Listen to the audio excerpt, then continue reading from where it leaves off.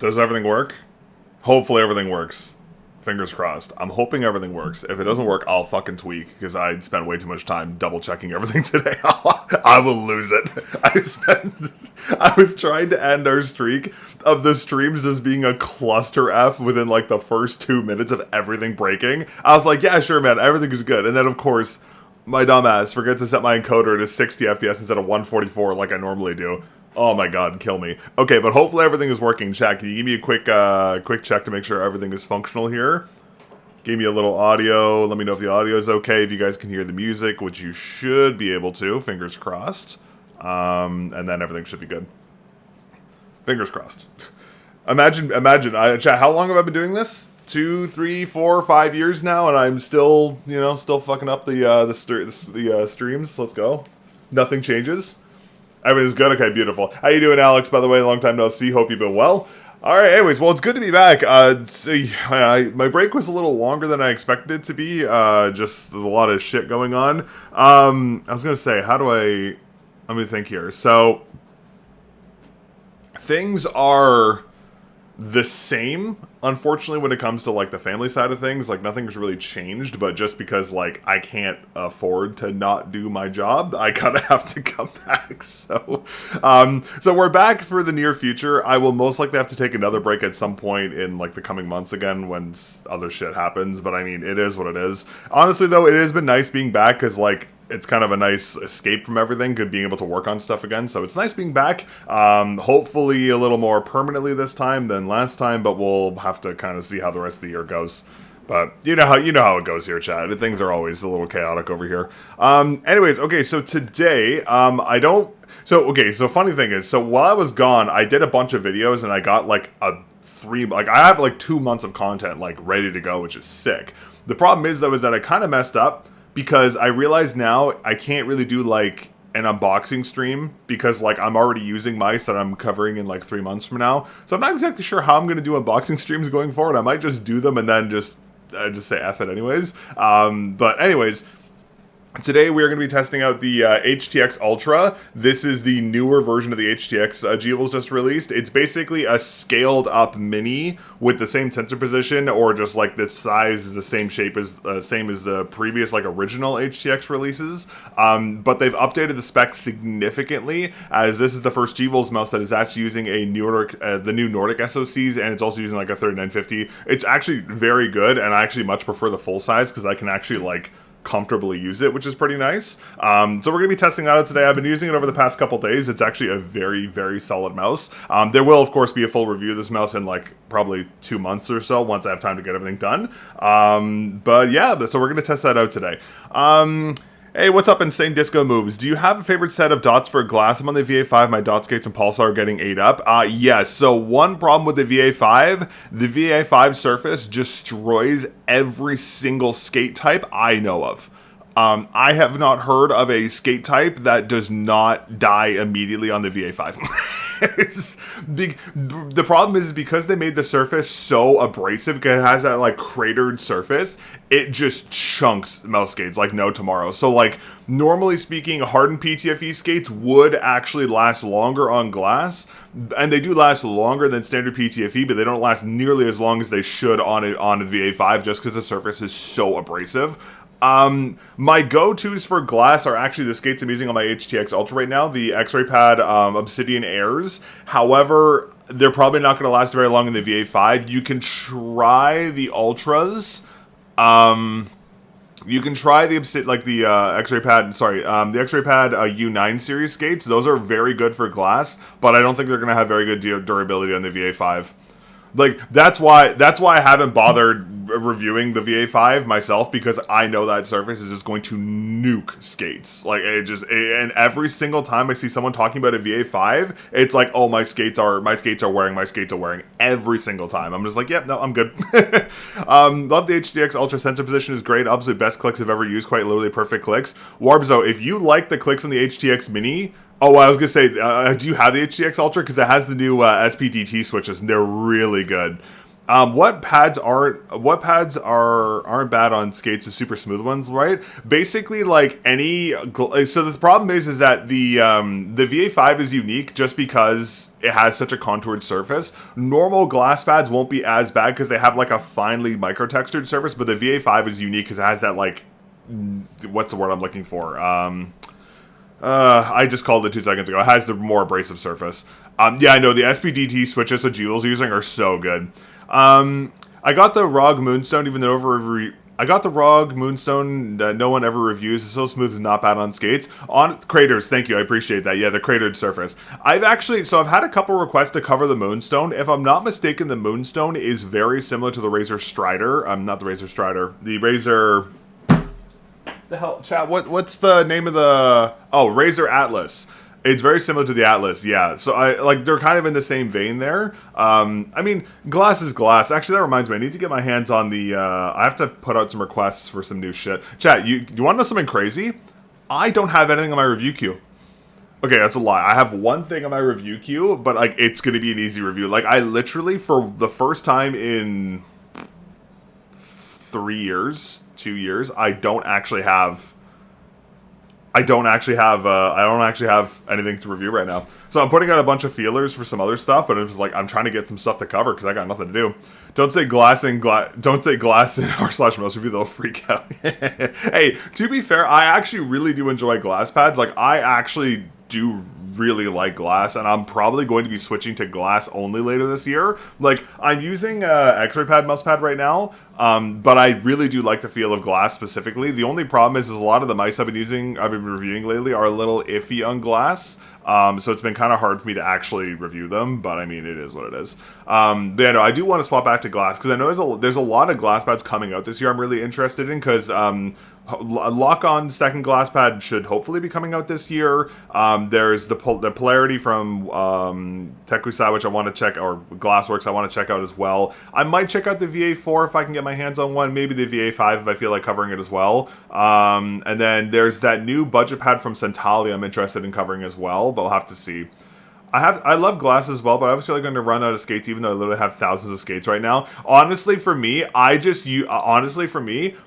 literally just use a glass pad with the X-Ray Pad U9s, and they've been fine for months. Like, I've been using a U9s on one of my daily drivers on the PadSmith Dark Chaos for, like, 4 months now, and it's been completely fine. Those skates are honestly, like, borderline immune. It's actually kind of insane.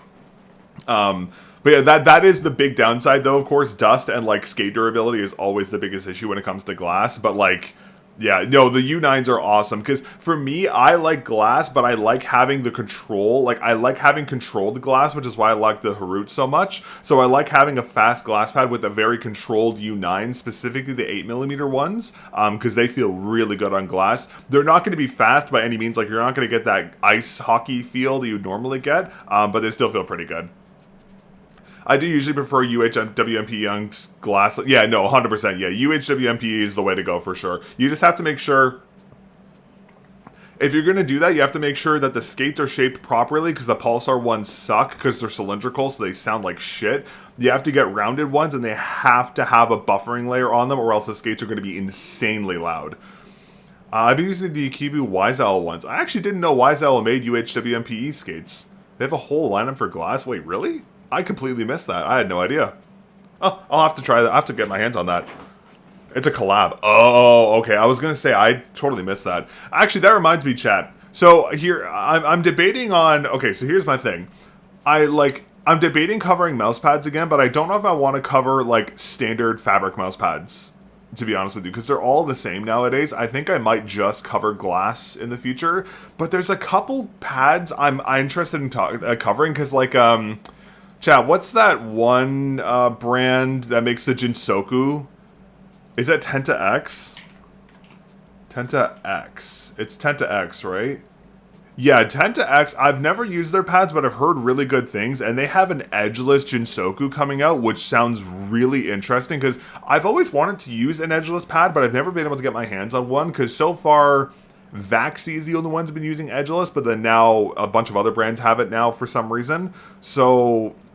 I'm kind of interested in covering an edgeless pad for the edgeless, not necessarily the fabric performance, but at the same time, I'm like, Like, I just prefer glass. I don't know. I think Jinsoku is the speed one, if I'm not mistaken. I could be wrong. I think it's speed. I might be wrong.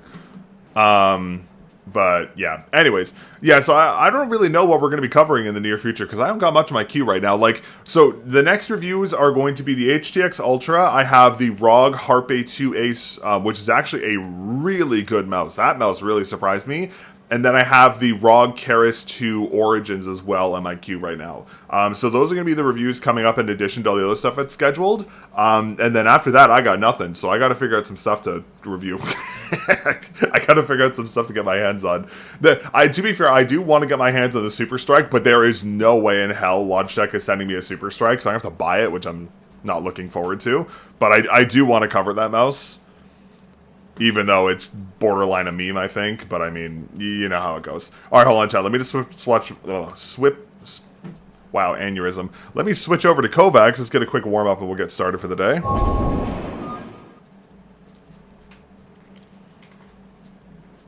right, that should be good.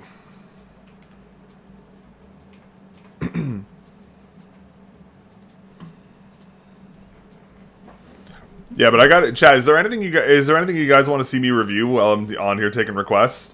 I know WL Mouse has been very requested. I reached out to them. I reached out to Endgame Gear for the XM2 V2 and the OP1AK V2 because I do want to talk about those as well. I reached out to Ponage, funnily enough, because while I've had some pretty bad experiences with their products, I do want to cover the Sim 3. So we'll see how that goes. Let's see what you got, old man. Lycan? The Lycan is on the way. I will have a Lycan coming up. I did also get... I did also get a review unit for the Fenrir Pro, which I'll do an unboxing stream of probably next week sometime. My concern is that it actually may be too small for my hands, because, like, the Fenrir was really small for me to use because my hands are so big. My thumb doesn't have enough area to rest on the side of the shell, so I might actually not be able to use that mouse. But I'll have to see if I can actually use it when I unbox it. Wow, I sucked this morning. Haven't seen a review for the Zappin Z1. So here's the thing. I know, like, the budgeter brands are very requested, but they're probably not going to be something I cover just because I don't really like budget brands. For a myriad of reasons. Like, budget brands are great for viewership because they're cheap, but there are just so many iffy things about budget brands, and you will never see an ATK mouse here on the channel, or like a Darmo Shark mouse. Like, you will never see those here on the channel. And, like, as much as I know Zappin is, like, a little bit more reputable, they kind of fall into the same thing, so I don't really want to cover them per se. I don't know. I mean, like, oh, big bad reviewer won't cover budget options. I get it, but just, like, I've heard so many horror stories of budget brands. Like, the fact that there's no warranty support, there's, like, fucking malware in the driver. Like, there's just so many problems. Man, I am aiming like an 80-year-old man today. What is wrong with me? Chat, you should have seen yesterday. I was doing, like, great yesterday. You know what it is, chat? This is the first time I've done Kovacs and talked to somebody in, like, 3 months. That's why. You can kind of hit like a flow state with this if you're talking to people, but what about the VUC and HTM Plus? A review in the VUC is already done. It's scheduled to go live in 2 weeks, I think. No, sorry, 3 weeks. Or it's in the schedule. I did get an HTM Plus, but I got a special version of the HTM Plus with a lower sensor position and, like, thicker skates they were prototyping. And it doesn't work very well, to be honest with you. So I'm waiting to get, like, because, like, the HTM Plus is a great shape for my hand size. The only problem is that it's just, the sensor ruins it, because the sensor's so low you can't use aftermarket skates with it, which makes it very inconsistent on glass. So, like, while I like the HTM Plus, the unit I have is just, like, the prototype unit I have is just, like, borderline unusable unless you use the super thick stock skates, which aren't that great. So, probably no HTM review unless I get a unit with a proper sensor position, unfortunately. Which is a shame, because that mouse is actually a really good shape. But I will say, the VUC is currently my favorite G-Wolf product by, like, a mile, because that dual sensor system feels so good to aim with. Like, every single... Like, I finished reviewing the VUC a couple, like, maybe, like, a month ago. Every single time I use a mouse, I just miss that feeling of that forward sensor. Like, it's actually crazy. Hey, thank you very much for subscribing. Our Kamar TD. I hope I said that right. I'm sorry if I didn't. You what, chat? I haven't had my coffee in me this morning. That's why I'm like aiming like a 70-year-old. But yeah, no. But like the VUC is definitely my favorite G-Wolves product so far. I will say the G-Wolves, like the HTX Ultra, because like I previously loved the HTX Mini. Like that was my favorite product until the VUC dethroned it. I think the HTX Ultra comes close to the VUC. However, that forward sensor just, it's so good. It's so good. Like, don't get me wrong, the mouse isn't perfect. There are some nitpicks I have with it, but like, oh my god, it's so good. I do wish it was using the newer MCUs though. I think that's like my only gripe. Like, I wish they gave the VUC the same treatment they did as the HTX Ultra, you know? But yeah, but to be fair though, G-Wolves is cooking this year. Like their new SPDT switches are so good. I mean, even though they're just a Wano switch, but like they're so good. Like they're essentially a Wano like a blue shell pink dot switch with like a slightly lighter actuation weight with like the dual actuation system that you'd find on like the KLGX switches you find on in-game Gears mice, which is like insanely OP. They are a little light. Like, I mean, on the VUC, they are definitely a little light. Like, so much so where it's easy to misactuate them. But, like, it's still a great mouse. But, yeah. But anyways, regardless, I will be covering the Lycan whenever it arrives. And then, yeah, I'm not sure about their other releases this year. I'll have to see what else comes down the pipe. I actually do hope I do get a regular size HTM, because that was actually a really cool mouse. I like the feel of it. I just, the lower sensor, the prototype of the lower sensor just felt awful. But we'll see what happens.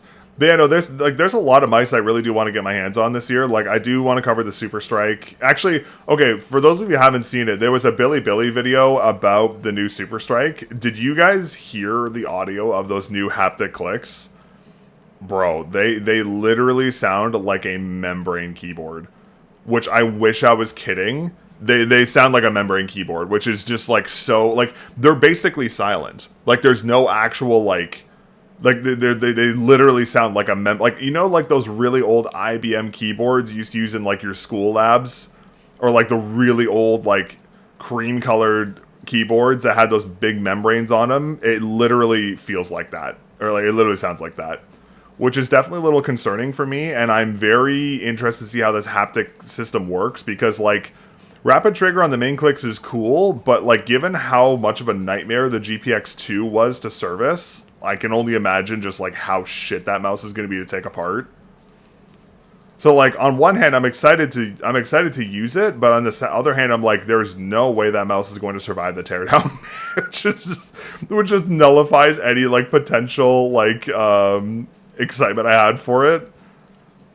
I don't know, we'll see. Fender after first look, not too small for my hand. About Aimin aim train, the easy said, wow, improved record.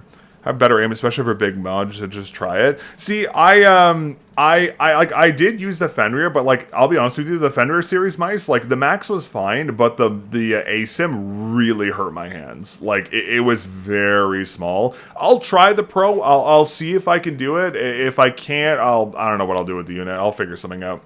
But I will give it a shot.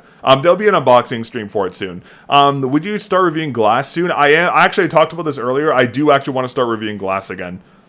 So that's hopefully going to be on the docket. I'm probably not going to be reviewing fabric pads again, just because like all fabric pads nowadays are just so similar, and like I personally prefer glass. So we'll probably return to glass pad reviews soon. I mean, like I know I did the Razer Atlas, and actually that was actually a surprisingly good. Well, okay, it was okay. It was better than I expected. It was definitely a very outdated design, but it was actually not a horrible glass pad. But I do want to cover all the new glass pads that are coming out, because there's some interesting ones coming. Like, mainly the Polarity. Maybe I'll get my hands on the VA4 and the VA5 just for memes to see how they are. I mean, I already know how the experience in the VA5 is going to be, but we'll have to wait and see. But yeah, but I do want to, like, actually start using glass again and just literally just start maining glass. Because I've been wanting to main glass for a really long time, but I haven't been able to due to, like, just other stuff I've had to work on. But I'm hoping I can do that this year. The question is, what glass pad am I going to main? Do I just go back to the Lock on Harut chat, or do I go to the Dark Chaos from Padsmiths?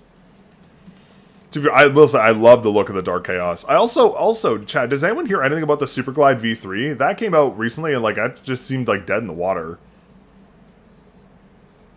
Like, is it just the same as the V2, just with like an edgeless thing? For less hands hurt, you need a button to mode easy press, let your fingers be relaxed. It's actually not even the buttons, it's actually just my hand size, because my hands are massive, and the Fenrir mice are so small. I have to very, like, aggressively hold the mouse to be, like, I have to do, like, a very aggressive fingertip grip on it, and it just causes strain issues, unfortunately. Which sucks, because, like, don't get me wrong, I hear you. I actually did perform very well on the Fenrir series mice, despite my issues with them. I just can't put my hands through that, because, like, if I strain my hands, I'm out of commission for, like, 3 weeks because of an old injury. So, like, is it worth it for me to review one mouse, damage my hand for 3 weeks, and then not be able to do anything else for 3 weeks? You know? Like, it's just, like, as much as I want to cover the products, because I generally do think G-Will's, like, fingertip mice are a really good mice, I just can't put myself through it, unfortunately. Like, I'm not gonna sacrifice my health for it, you know? We need WLMLs to send you stuff. I reached out to them. I haven't gotten back to me yet. I've never had glass, but I'm really interested in one because I like the consistency. I'll only use balance control cloth pads. I've actually been in the same boat. I only really liked balance control pads before as well, but I went to glass and I found glass to be really good. I have 19 by 10 centimeter hands. I have the Fenrir Pro. It's going to be pretty small for me. Yeah, I have slightly larger hands than you do, and yeah, it's going to be, yeah. Humidity is such an thing. Consistency with glass is just incredible. Yeah, that's like... don't get me wrong, it's annoying having to wipe your mousepad off every couple like during use because of the dust and stuff, but like the consistency of glass is just so nice.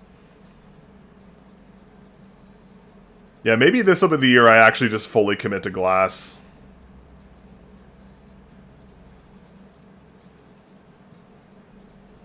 The only problem is that if I'm using a mouse that, I mean, to be fair, pretty much every mouse on the market nowadays has on glass, like good glass support now.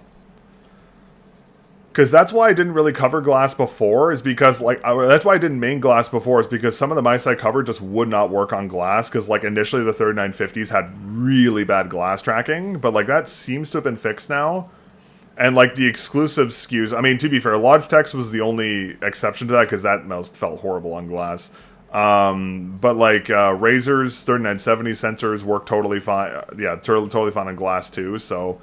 I mean, I could probably make the switch if I wanted to. It's just a matter of committing to it.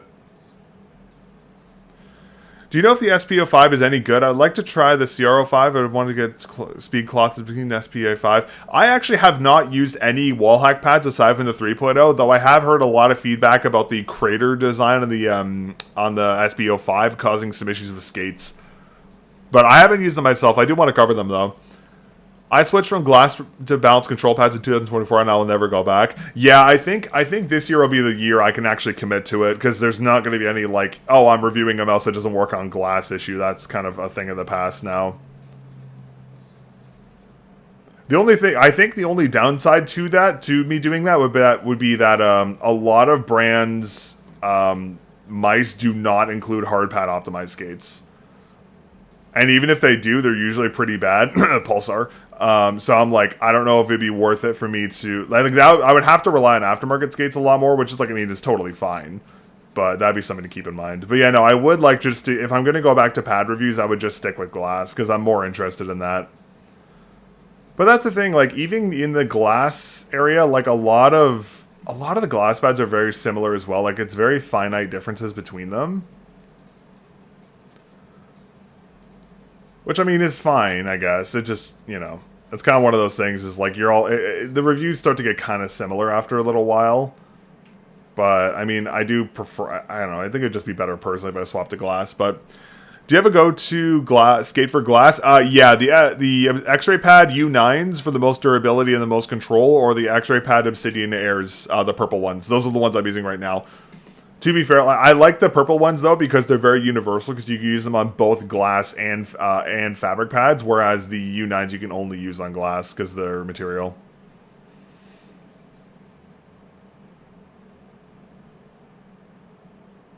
Maybe since glass pads all are so similar, you could do a budget tier list, see what's best bang for the buck. I'll be honest with you, I've thought about doing tier list videos. The problem is tier list videos are already so overdone, and the problem is that no one trusts tier list videos, because, to be completely honest with you, a lot of tier list videos, especially when it comes to mice, like when you see these tier lists having ATK mice in their top, there's a reason the ATK mice are there, and I'm not going to say why on stream because I'm not going to get fucking sued. But there's a reason that a lot of tier lists have some very interesting choices, especially from like big brands, like, you know, like when you see those IGN reviews for like the best budget mice. And the problem is like, for me, it's like, why would I invest all the time and money into a tier list of glass pads when, like, I know I'm a reputable source, but people aren't going to watch the video because they're just going to assume I just have the same bias that everyone else does. So, like, yeah, I could do a tier list, but why would I waste the time doing the tier list when I could be putting that towards doing other reviews, you know? Like, I know it's kind of like a bad perspective to have on that, but it's just like, again, I don't have a lot of time when I would, like, I'm a very busy person, and it's like I have to prioritize things very carefully, and like I'm not necessarily going to waste my time on a video that I know is just going to get like 0 viewership, you know? Do you think dot skates are glass rather than full? I fully invest in glass. I much prefer dots, personally speaking. I think dots feel a lot better than full size, just because they're a little more consistent, and they give you that, like, if you use full-size skates, the glide can be a little funky sometimes, and, like, the full-size ones do have a lot of drag to them, and I prefer dots because dots give you some, like, a little bit of control, but they also give you the lower surface area, so they give you that speed you expect from a glass pad. I mean, you can go either way and try whichever one works best for you, but I find, like, personally speaking, 8mm dots are, like, perfect on glass for me because they're a nice balance between speed and control. But again, I know a lot of people use glass for like the insane speed. I'm just old and I can't aim with that fast, so I like the slower experience. Yeah, picks up less junk as well. That's another factor as well. Yeah.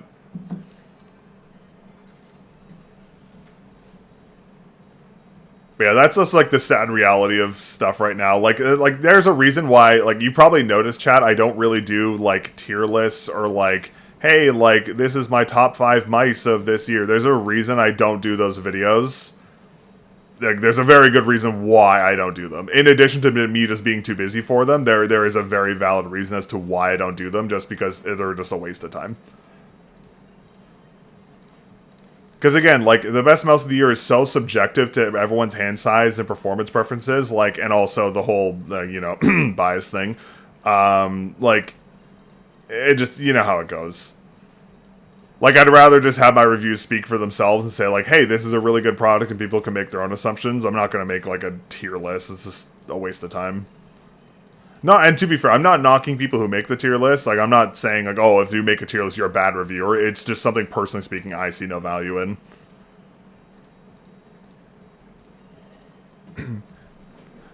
The 20-gram light count on glass is going to be so fast. Yeah, but it's a G-Wolves mouse, so you know that mouse is going to weigh more than advertised. That's probably going to be more like 30, 31 grams. Because G-Wolves mice usually weigh like 3 to 4 grams over the advertised weight once you add on grips and the skates. Which, to be fair, they are getting better at. They are adding, like, plus-minus gram weight, weights to their weight specs, which is nice, but, like, their weight specs are still, like, not. They're not there.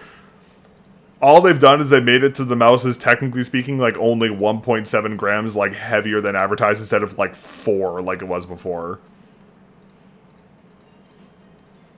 Which, to be fair, is an improvement, but there is still some work to go from there. Work to do from their perspective there.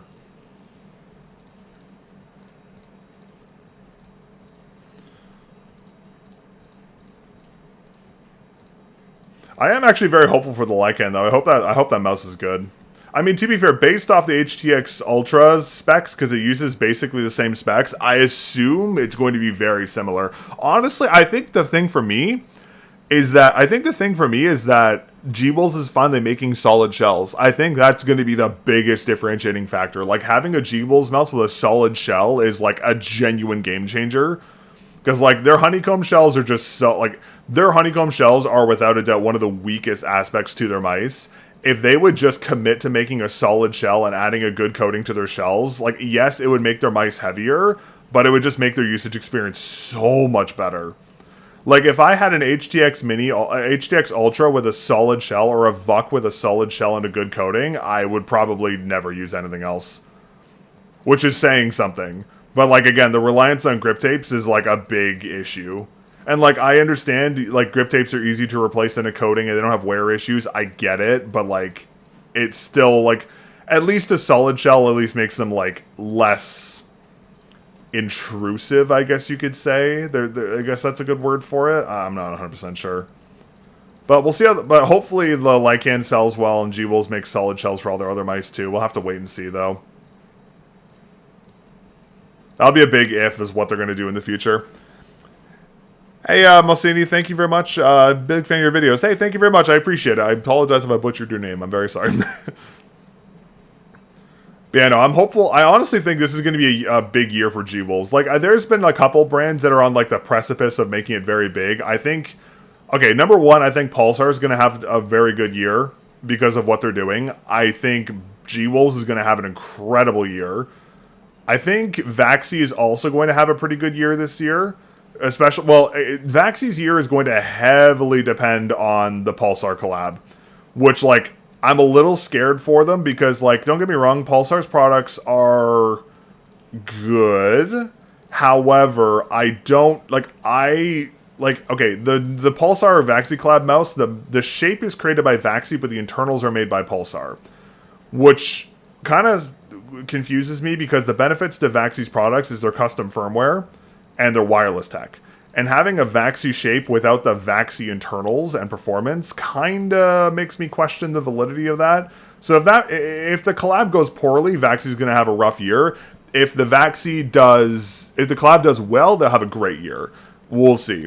Lowerway X2F I'm interested in. I still think the X2F is their worst mouse by a significant margin. That mouse, like even if they make that mouse lighter, it doesn't fix the issues with that mouse. It's too wide.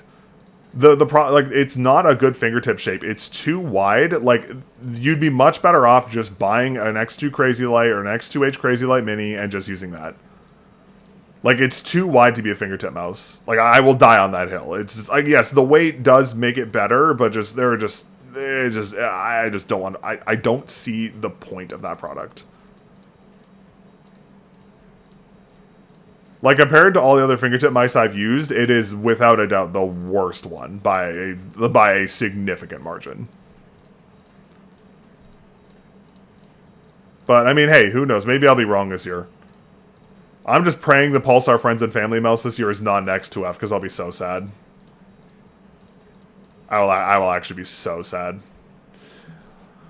Hatescan Hyperlight V2 coming 2026. Yeah, I'm actually, yeah, what are they doing? I keep hearing rumors they're making an Ergo, but I haven't had any confirmation. That could be interesting for sure. Wireless Superlight OP1AK. The closest to that would be a PMM mod kit, I think, right? Yeah, because the PMM mod kits are like, what, 32 grams, I think? That'd be the best for that. It should have been the opposite. I agree, yeah. If you're talking about the Vaxi collab, I agree. Pulsar shape with Vaxi internals would have made a lot more sense.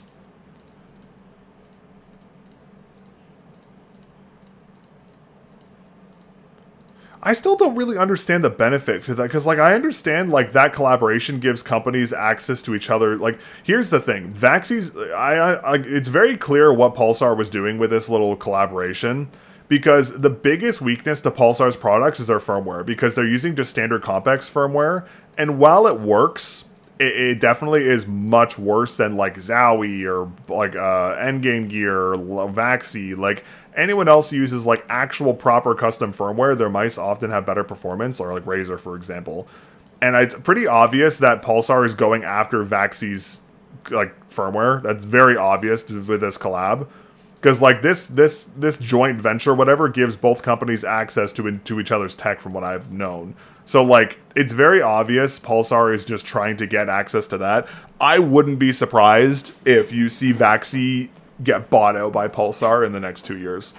Which really hurts me to say because I love Vaxi. I see him getting eaten up. You helped me pick up the X2 Crazy Light Mini. It's an incredible step up from my SteelSeries Aerox 3. Records are getting smashed. What an upgrade. Oh, I'm glad to hear it. Hey, that's a great mouse. Honestly, a great mouse. The battery life is pretty bad on those series mice just due to the Compex firmware, but it is still a very good mouse overall. Do you say Obsidian Air dots are 0.8? The Ultras are 1 millimeter wide. The Obsidian Air Dots should be around 0.83 millimeters tall. The Obsidian Air Dots are the purple ones, if that helps you what you're looking for. So the purple ones, and then the U9s are the orange ones. But the Ultra versions of both of those will be thicker. But thank you very much for the kind words. I appreciate it, Saint. Hope you enjoy the mouse. That's what I just realized. I wonder when we're going to see Pulsar adopt the new Nordic SoCs. I just realized I fucked this up. Because Pulsar is still using 52833 MCUs on a lot of their products. I'm surprised they haven't adopted the new 52L or 52 the H20 or L15 SKUs. I think that's the new Nordic ones. Because that would fix a lot of issues with Pulsar's products. Because, like, yeah, their firmware is still bad, but at least with, like, a more power-optimized MCU, at least the battery life would be, like, better. That would help performance as well. But, I don't know, we haven't seen them adopt that yet, which is very odd. I'm very surprised. Because a lot of other brands are getting there by now. I assume you will probably see all their new ES series mice will probably have the new Nordic SoCs. While they're, like, that's probably what's going to happen. Pulsar's going to change their regular Pulsar mice to just generic mice with, like, okay specs, and then the ES series are going to get, like, all the new hardware. Like, I guarantee you we'll probably see Pulsar adopt, Pulsar probably adopt, like, some kind of, like, SPDT switch or something. Have you tried the ROM Leviathan V4? I have not. I have reached out to them, because I do want to cover 2 of their products. I just haven't heard back from them yet. Now, normally I don't cover, like, small brands like that, but ROM has been one that's been notable because, like, everything I've heard about their products is very good. And they seem kind of like another Wise Owl to me, so I do want to get my hands on their products. I've heard very good things. I especially want to try their Ergo. Their Ergo looks really good.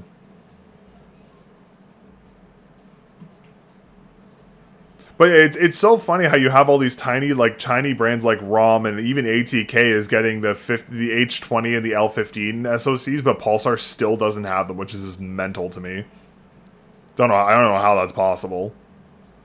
I guess it's maybe like MMQ, like these smaller brands don't need as big of a bulk order, so they can squeeze them in, whereas Pulsar would need like 10 million of them or whatever.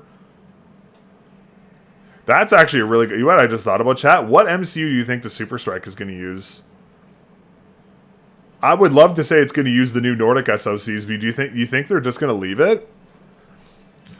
I'm hoping the hand pain gets over time. I hope the hand pain gets over time. First time using full finger gripping.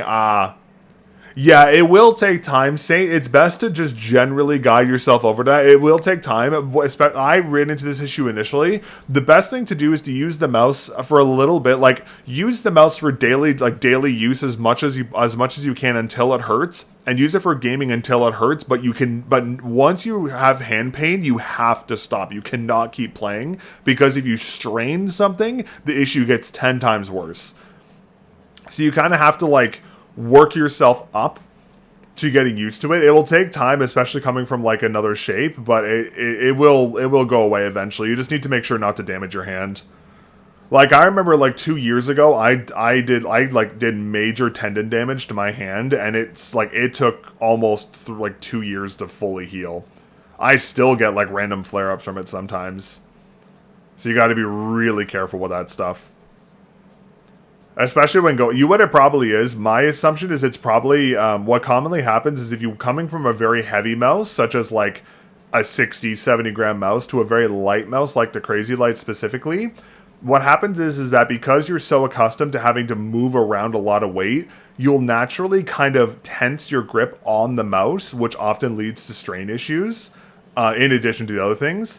So it's really important to make sure that your grip is very relaxed and you're not tensioning your fingers. It will take time for you to kind of get accustomed to that, but you have to mentally keep in mind not to tense your fingers and keep your grip kind of relaxed, and that will help a lot.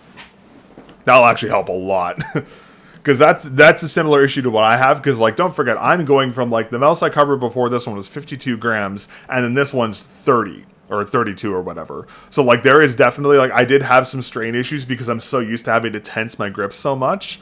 So just make sure to keep your grip nice and relaxed, and don't tense your grip unless you're doing, like, flicking or something. Tension management. I think Maddie OW has a really good tension management guide. One Up official, like the One Up, I forget their official handle, but they also do like a lot of like sports medicine, like with this kind of stuff, and they're very good in terms of like tensioning management, like what stretches you should do to mitigate that. You can also check out them as well. I think their Twitter handle is like One Up official or something like that. I could be wrong, but they have a lot of really good references for that as well, which I highly recommend checking out for like anyone who's using a gaming mouse, because like, again, ergonomics on mice nowadays are pretty wonky, so it's very important to keep your hands healthy, especially over long-term use, because like, God forbid you get like a tension issue or something like that. It's very, very, very painful. And walking around with your hand in a brace for like 2 years is not very fun, so keep that in mind.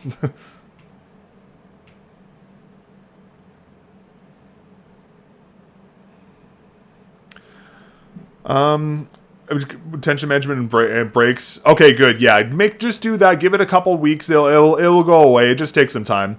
I've tried to X2 Crazy Light Premium. I prefer the M-Shows L7. Crazy how good Chinese clone companies are nowadays. Chinese clone companies are good on the surface, but you have to remember warranty support is non-existent, support is non-existent, and also software is a very sketchy thing when it comes to those companies. Like, again, the physical mouse itself is good. It's just the other stuff around it are very iffy, to say the least. Like, yeah, you can definitely, like, here's the thing. It's either you buy the full brand product to actually get proper warranty support and that kind of stuff, and like, if something goes wrong, you can get it fixed and there's no malware in the driver, or you can just buy a cheap Chinese clone and just replace it whenever it breaks, which, I mean, I don't blame people for doing, but people need to better understand what they're buying, because it's not very clear. Again, it's like the whole thing. Like, if it seems like too good of a deal to be true, it probably is. It's very much that. And to be fair, I know Pulsar's support isn't the greatest. Like, I'm not saying that bigger brands are better when it comes to warranty support and that kind of stuff, but like, it is better than these other brands for sure. Is it still dangerous using the WebDriver only? Probably. WebDrivers are safer than installable softwares, but it's still something I'd be cautious with. You're probably fine. The thing is that like WebDriver. Okay, so here's the thing: WebDrivers are actually a very easy point of attack. Like, someone can spoof a WebDriver very easily. And if the company who is using the WebDriver isn't keeping the security certs on top, someone could very easily take over a WebDriver. And because it has direct access to your system, it could actually like inject malware and stuff. So like, you need to be careful with any WebDriver or any software from any brand. Be mindful of it, but I would be a little more careful with the smaller brands just to be safe. Wasn't able to find their Twitter, sadly. Hold on, let me see if I can find it.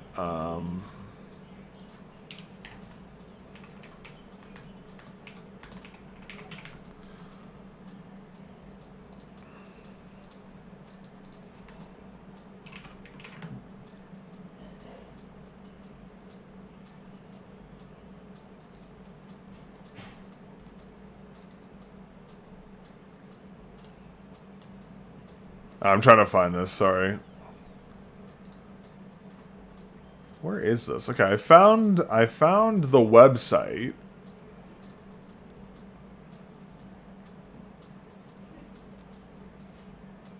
I think this is the website. You can try... Where is it? Is it normal for big form flips to go up and down instead of straight? Yes, that's normal. That happens all the time. Here it is. Here, chat. This is it here. Going from preaim to spot to preaim to quickly CS2 kind of throwing me off. I'm wondering how to ease in the rested period will be. Yeah. You could also look into sensor tilting, Saint God, because if you have an angled grip style, that could also be throwing that off. So you can look into that as well. Have you tried the Harpy 2 Ace? I enjoyed the shape, but disliked the clicks. That's why I got the Leviathan V4. Heard it had better clicks. Funnily you mentioned that. I actually am in the process of working on that review right now. I'm just waiting for Asus ROG to confirm a couple internal spec things. I actually did think the mouse was really good, though. I will admit the clicks, I personally didn't mind the clicks because I like excuse me. I personally didn't mind the clicks because I like optical switches, so like I didn't mind them. But I did find the mouse to be actually surprisingly good. It's a lot better than I expected it to be compared to their older releases. I'm just hoping that that's kind of carried over to the Keras too, because I do think the Keras is actually a really good mouse. They've made some very questionable design decisions about it. And I'm hoping that didn't happen on the Keras Origins, but we'll have to wait and see. But yeah, no, the Harpe 2 is actually a surprisingly solid mouse. I do wish it had proper hot swap though, because I don't know why they glued the switches down. That kind of sucks, because like technically speaking, the mouse is compatible with like other switch types. But, like, they made it so it's not, which is kind of dumb. I don't know why they did that. But, I mean, it is what it is.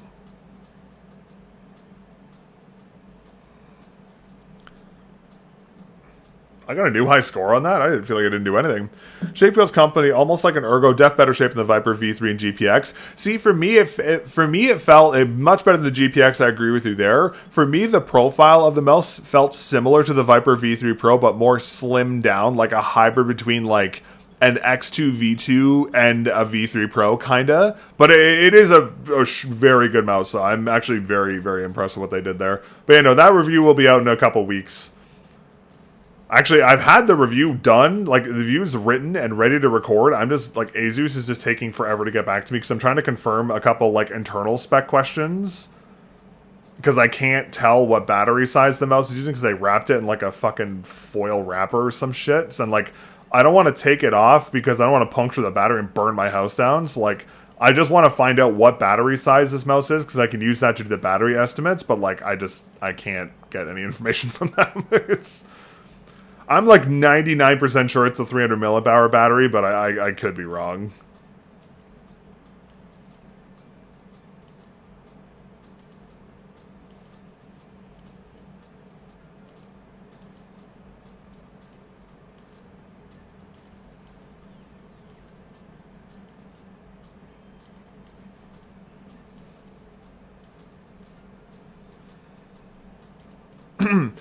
Feels like an endless pit to climb.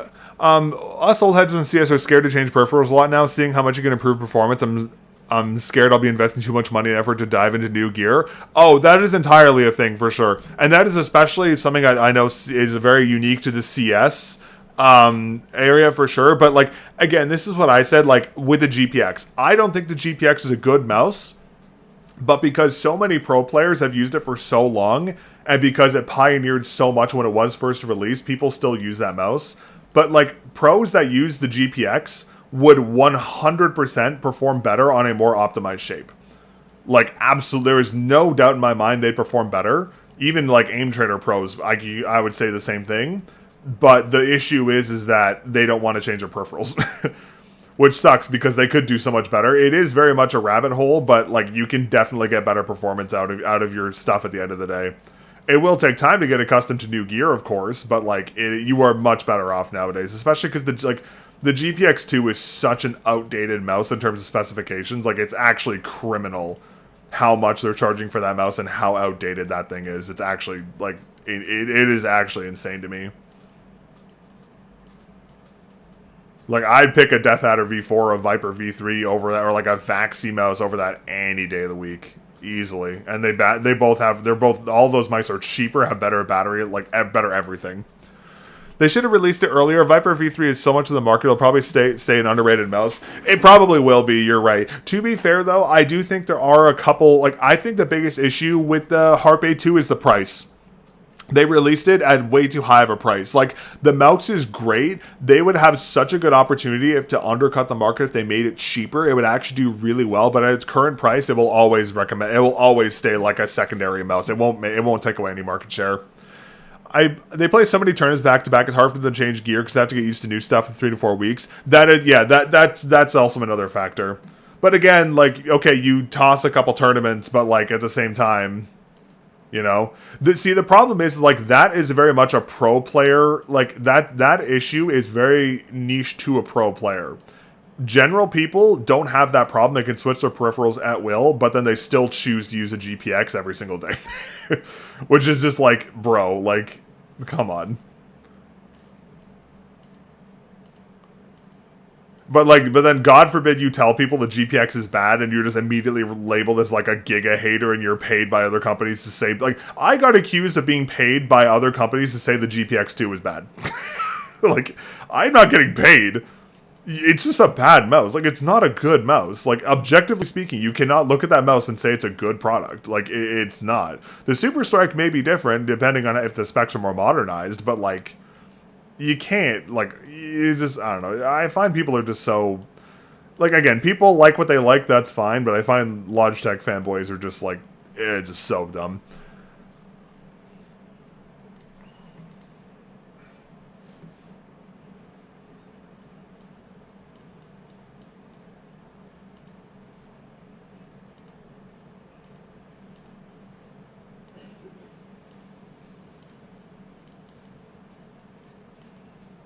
Yeah, I wonder what we're going to see from Razer this year, actually, speaking of Logitech, because Logitech's countering, well, actually, we're not going to see a Viper V4 Pro until either 2027 or very late this year. One of the two. I honestly don't know yet.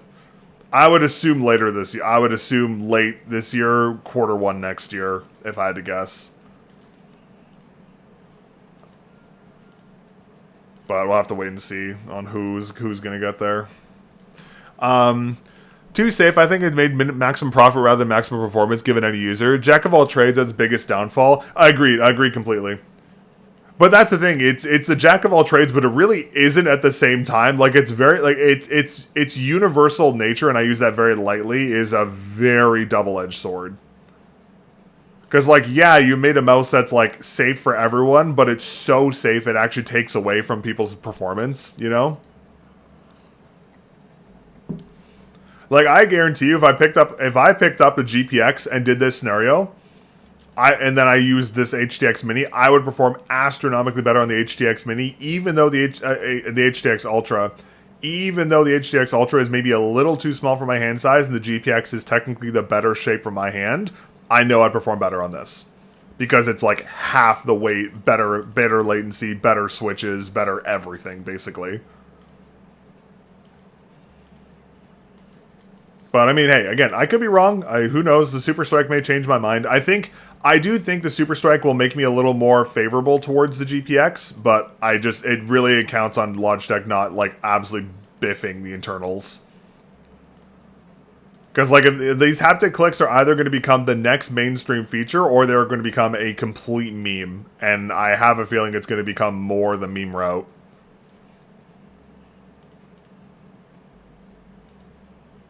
I could be wrong, though. Who knows? We'll have to wait and see. It's coming out soon, though. It should be coming out, I think the leak was like February 24th or something like that, so it's going to be soon.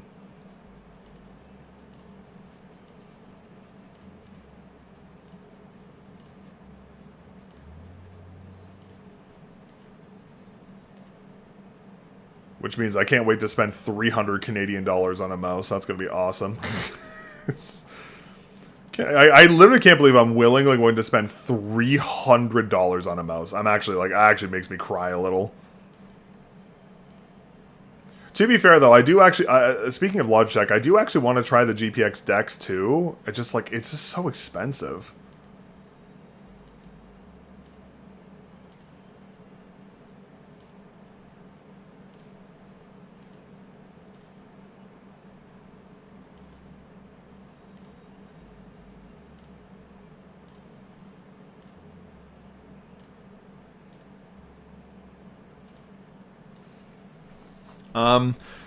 I hope it's not a nightmare to get one. Oh, it definitely will be. I'll be shocked if I get one. The entire Pro scene went on wireless bandwagon with the GPX. It had revolutionary for the non-enthusiasts at the time of release. Some of pros thinking they had to have it. Same thing happens with Wooting keyboards. Yeah, the Wooting is like... yeah, I will say the Wooting is like the GPX of keyboards, but Wooting actually knows what they're doing. I still haven't managed to get my hands on a Wooting, but, like, honestly, I really like my Psychokey Castle HM80. Like, I find it does the trick totally fine. That's the thing. Like, I feel like with rapid trigger keyboards, it's such a rabbit hole because, like, yeah, there are some boards that have better latency than others, but like 95% of users' computers cannot competently handle that kind of latency. Like, I don't know. Maybe I'm just not a keyboard person. I just don't get the appeal, personally speaking. I mean, I guess I understand, like the thing is Wooting is in a very unique position because they'll never go out of business because as long as they hold the crown for the best keyboard, every single pro in the world will want to get their hands on their keyboard, so they'll never use anything else. So, like, Wooting is set for life, which is hilarious because they marketed themselves very, very cleverly. They just have to keep the latency throne. That's, like, the big thing for them. Light can looks perfect for me. The side buttons are positioned well as well. Yeah, I have the 60H V2, but prefer my Hex 80. I've heard a lot of people like the Hex 80 as well. I want to get on that Wooting train, but they don't sell officially over where I live. Yeah, that's my thing. Like, the Wooting is extremely expensive here in Canada. Like, so much I cannot justify buying the keyboard. And, like, I'm not a pro player who's playing for millions of dollars. Like, I don't give a shit if my keyboard has, like, 0.7% worse latency than a fucking Wooting. Like, who cares? Like, in my opinion, like, as long as you have, like, a decent rapid trigger board, it's gonna do the trick. Which, I mean, is not the greatest way to look at it, but, like, again, my HM80 is still completely fine and has been fine for, like, not 4 years. Like, 2 years now. Slap some Jade Ultra switches in there, it's beautiful. Like, zero problems. I think I do need to get some more switches, though. I want to get those new Gateron switches. I heard really good things about them. If Wooting loses the latency crown, they'll be fine with their name recognition, but latency is so good, who cares? That's my thing. Like, the original Wooting was so groundbreaking because it was an actual improvement over other boards. Now the Wooting V2, yeah, its latency is improved, but it's only like, it's not nearly as big of a jump. Like, we're just like, it's like a finite thing. I think the next thing we're going to see, personally speaking, is we're going to see low-profile HE switches. Because low-profile switches have less travel time, and they are technically, which means they have less latency. And at this point, the only thing you can do to reduce a keyboard's latency is reduce the physical travel time. So I think we're going to see, like, Wooting adopt, like, low-profile HE switches, which I think already exist. But we'll probably see a lot more brands go for that because, again, if your switch is half the height, that means there's going to be there's less overall travel and less physical latency as well. So, like, you're going to see a lot of brands adopt half-size switches. I think, if I'm not mistaken, Razer has already done this in the Huntsman. I may be completely wrong with that, but I'm pretty sure they've done the same thing, where they've gone for, like, half-height switches compared to full-height ones, which is the proper play. But we'll see what Wooting does in the future. But I don't think the V2 is currently it wouldn't work with half-height switches, right? Like, the PCB is too deep in the shell. Like, that would have to be an entirely new... It would have to be, like, a Wooting V2 Slim or something like that. They have to be, like, an entirely new SKU. Gateron Magnetic Jade. Yeah, I use the Jade... Oh, sorry, not Ultras. I'm just using the regular Jades. But I've had them for forever. They're great. I don't want to use risk possibly upgrade when good over the side already. Yeah, that's my thing. With adjustable actuation and rapid trigger, Pro shouldn't help with latency, but some for low Pro, yeah. I hear you there. Yeah, that's fair. The Gravstar UFO switches are really nice. Are they actually nice? Because I keep hearing everyone talk about them, but, like, it's Gravstar, so I don't know if people are actually enjoying the switches or if people are just saying they're enjoying the switches. Which I don't mean to be rude, but Gravstar's other products are questionable, to say the least. Especially their mice. So I definitely have some queries on that. Hey, thank you very much for subscribing, Artec. Much appreciated. All right, chat. It's game. It's game, boys. Let me see here.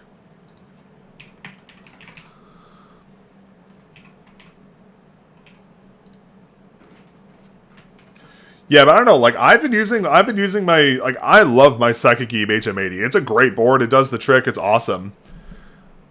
I've heard okay things about... Yeah, like, their mice were, like... I did not like the design of their mice, but I heard good things about their... I heard their keyboard was okay, just the design of the keyboard kind of threw a couple people off of it, which I totally understand.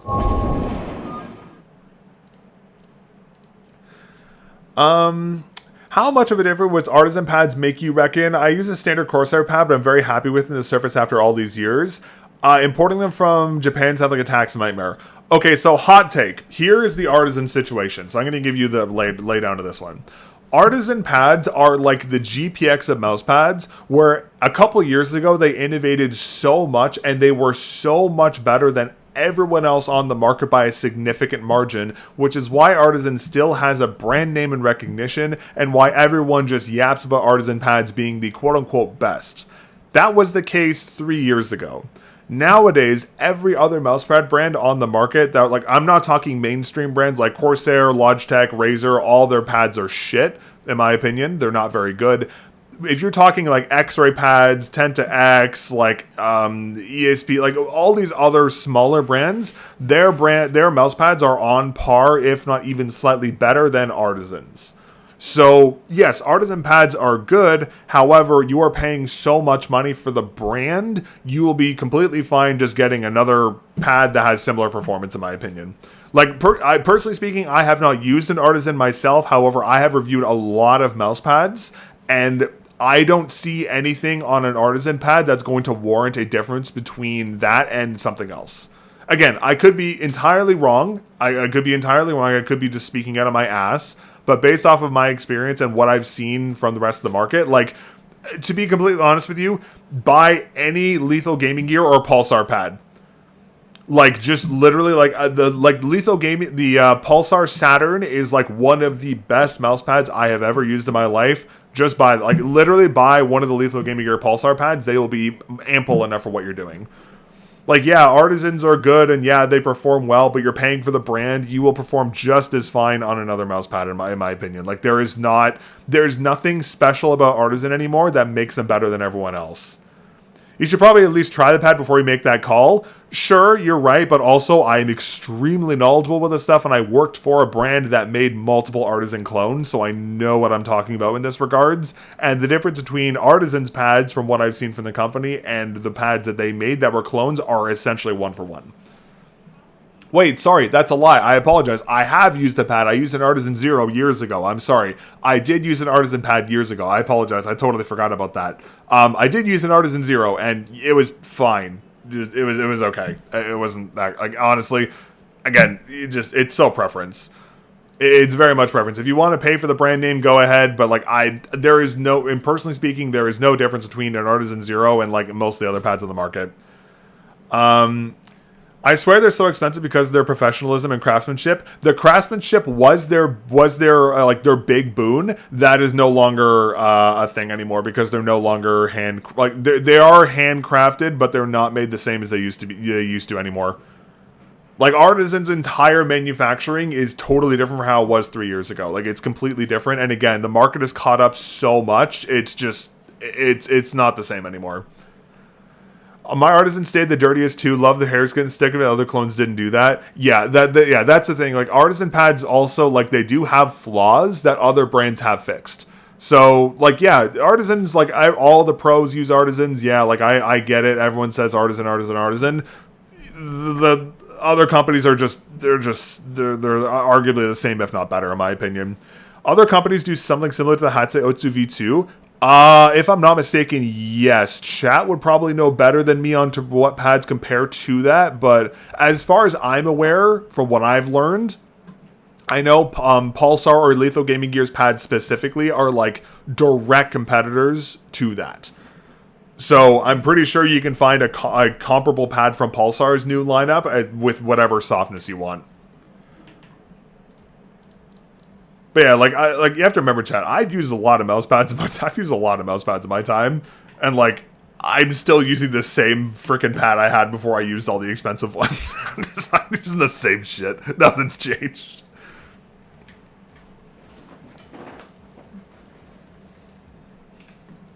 Hey, chat, you ready to suffer and level shotties and just hate our lives?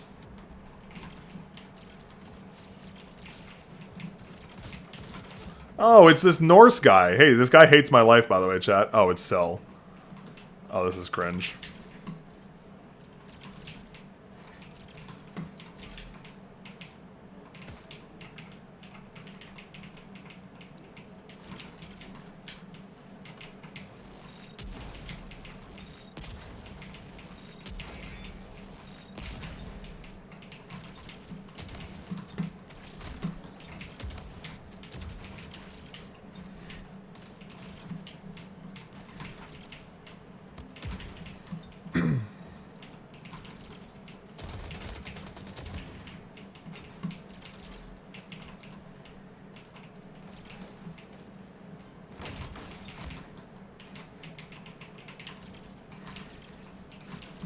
Sorry, chat, I gotta lock in for this one.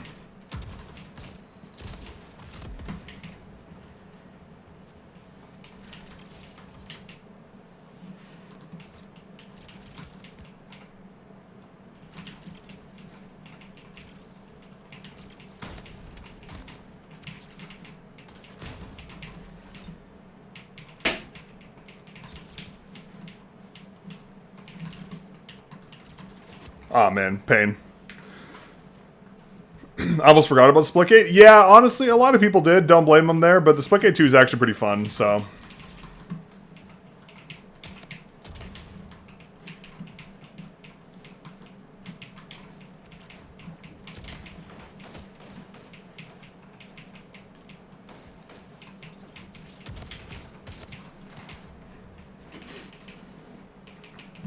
I'm actually playing... Okay, so for context here, chat, this Norse guy hates my guts.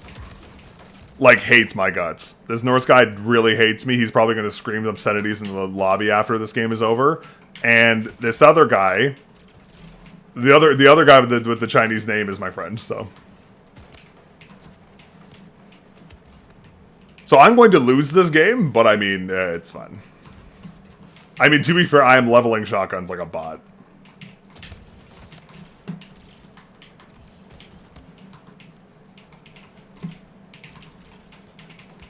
What the fuck happened to me there?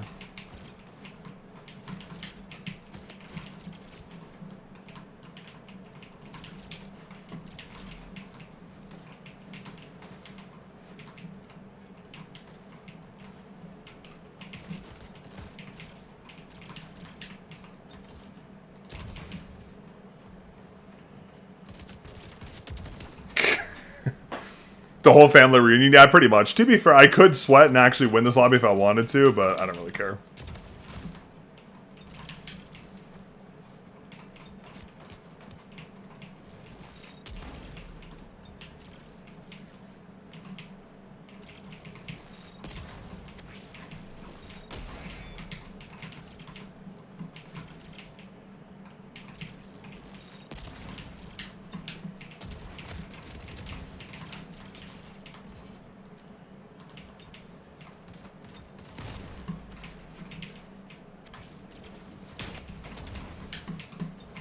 Oh my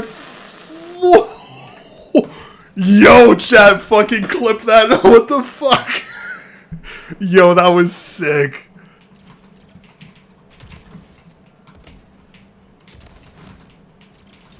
Chat, that was nasty.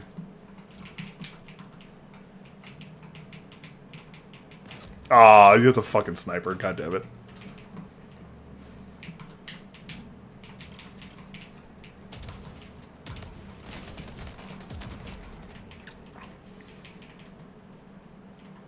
Oh, chat, is my stream dying?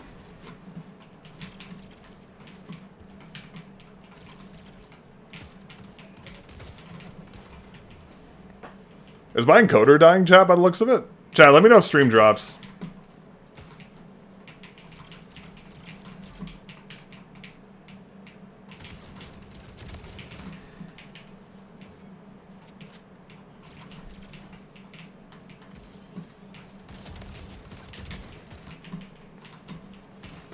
Aw. That looks fine. Okay, thank you. Sorry, it like lagged really hard on my laptop, so I wasn't sure what happened.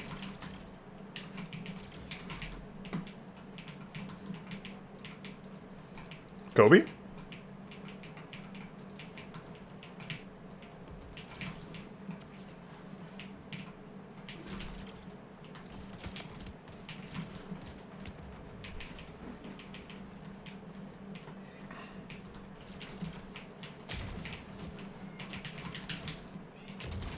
Pain. Hey, at least this game is like competitive, kind of.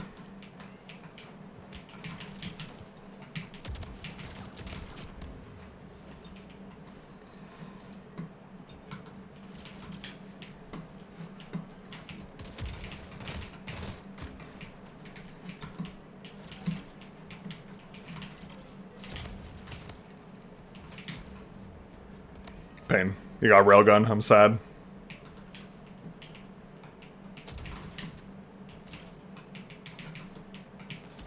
Oh, fuck off. He got the fucking peek.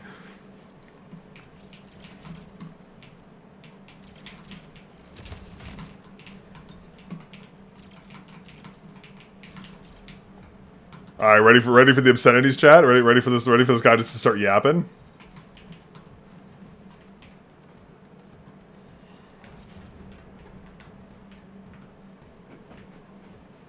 I top frag. I didn't top frag. Mel's squatting people, dying 16 times like a little bitch. I know you ain't talking right now. Ain't no way. I just talked to you 16 deaths, little bitch. I have more kills than you, bro. I fucking shoved that up your ass, so far up your ass. Come on. You ain't no way you're yapping. Go back. Go back to go. Shitty. Okay, bro. Rent free, like I said before, bro. Just hit tab. Everyone can see it. And you're squatting in quick match. Oh, what a little kid. Are you good? I know you. I know I'm just rent free in the head. You fall asleep at night thinking about me busting that ass, don't you? Sheesh. All right, there we go. And there we go, chat. Dude, this guy, it's rent free, bro. This guy, I teabagged this guy once in the beta, and every single time I see him, it's just fucking. Every single time, it's just fucking. He's yapping. It's crazy. Oh, dude, this game is full 360 lobbies. It's great. There's nothing better than talking shit on people. It's so fun. Like, I just teabagged him for fun in a lobby. And it just, ever since then, it's just like, it's just nonstop. It's crazy. You know what the crazy thing is, too? I'm literally leveling the worst... Chat, you don't understand. I am currently leveling the worst fucking gun in the game. I am leveling the worst gun in the game. This stupid fucking plow. And I plowed that guy multiple times. That man is on... Oh, no, dude, literally, he starts talking before the game's even over. It's so funny. Last time I played him, he was, like, mid-sentence. At the end game, he was already yapping before it actually started. It's like, it's on site with this guy. It's so funny. Oh, man. Yeah, Splitgate 1 was like this, too. People were just, like, just weirdly... Like, Splitgate were, like, people were like this in Splitgate 1, too. It's so funny, but it's just, yeah... Out-fragging with bot weapons. Yeah, literally. I'm using I'm using a good pistol, but like the worst gun in the game. Yeah, it just, yeah. Man, I'm so glad that guy was my first lobby of the day. Actually fucking comical. Hopefully we run into him again. If I run into him again, I'm actually gonna try and I'll just, oh shit. If I run into him again, I'm actually gonna try and just fucking dumpster him. Because if I'm actually using a real gun, it's over. That shit's fucking funny. By the way, chat, is the game audio okay or is it too quiet? Oasis again? Ooh, one in the chamber. Fuck yeah. Chad, this mode's so fun. Please tell me he's not in this lobby. And, like, I feel bad. Okay, he's not. I honestly feel bad going up. Game audio was on the low side. Okay, give me 1 second. Let me fix that real quick. Let me quickly fix that. Application audio. Splitgate. Let's put this up to 15. How's the mouse? Really good. Okay, so I think my favorite G-Wolves product to date, without a doubt in my mind, is the VUC. I think that's their best product. But this is a close second. That's unfortunate.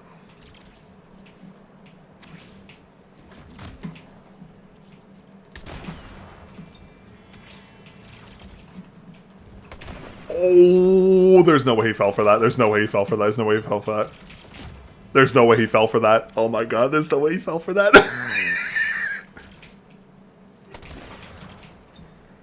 The fuck is this guy doing? Ah, man. Yeah, no, I think the VUC is their best mouse, but this mouse is like, because that's because the double sensor is so good, but this mouse is a close second in my opinion.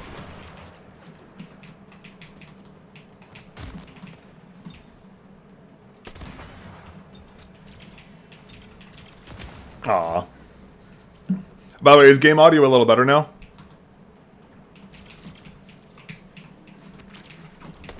Oh my god.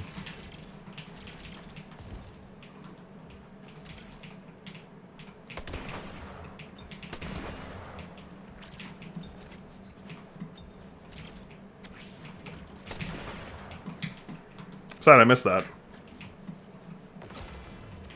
Could go up another 25%. Oh damn, really? Oh shit. Okay, hold on. Let me fix that again then. Advanced audio properties. Let's put you up to... Okay, let's try that. Let's try 25%.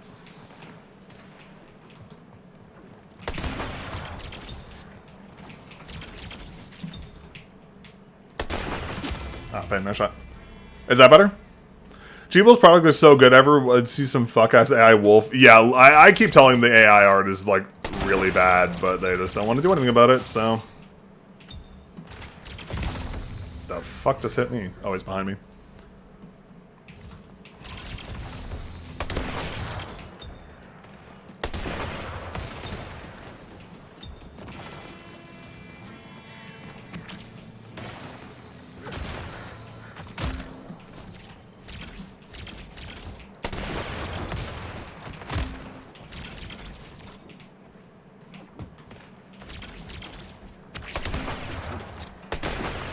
Oh man, I missed him. Good right there. Okay, perfect. Thank you.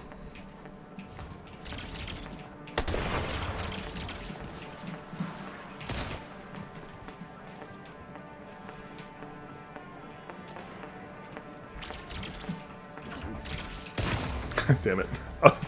I have no audio, no game audio. Fuck. Fuck, I got stuck in my portal. Hey, GG. I initially hated this mode, but it's kind of growing on me.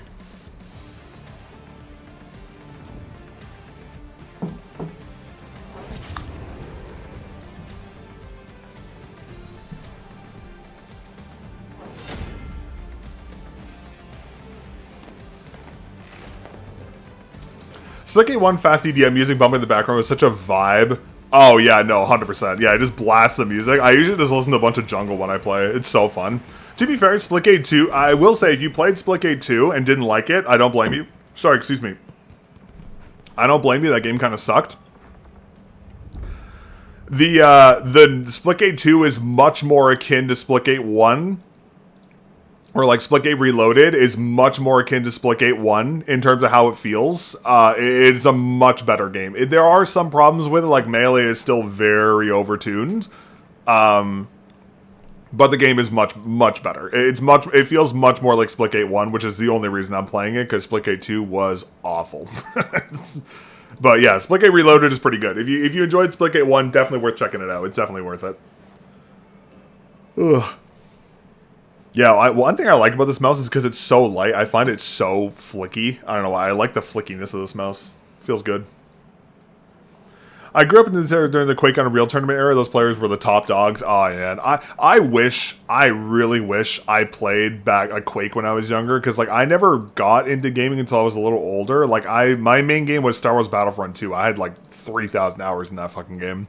But I really wish I played Quake when I was younger. Because, like, I'm trying to get into it now, and it's just so hard.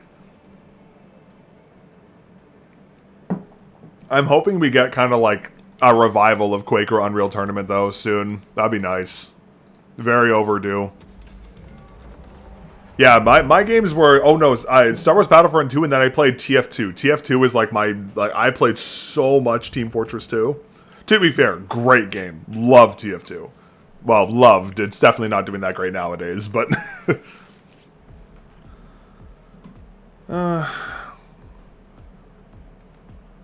Internet cafes would be filled with older guys you'd watch compete against each other. Aw, man, that sounds so fun. That sounds like such a vibe, honestly.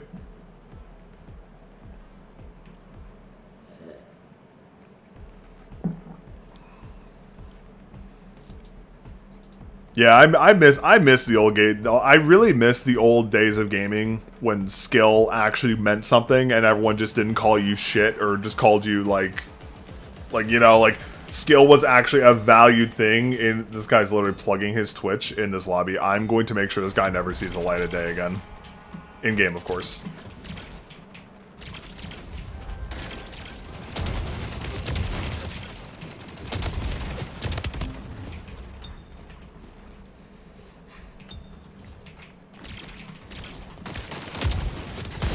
Ow, that's rude. Hey, a shotgun. Explain to me, chat, did that bullet just go through his head and do no damage?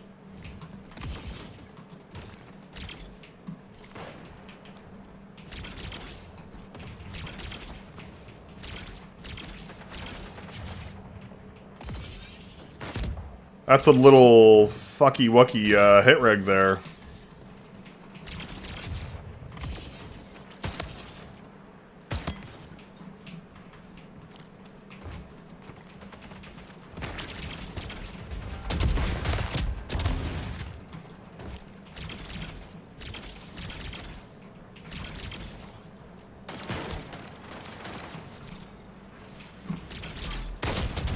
This guy still has a sniper.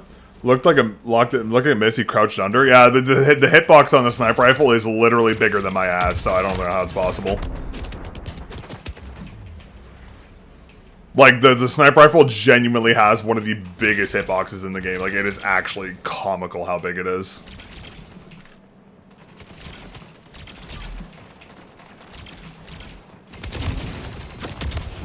We stuck each other? We stuck each other, there's no way.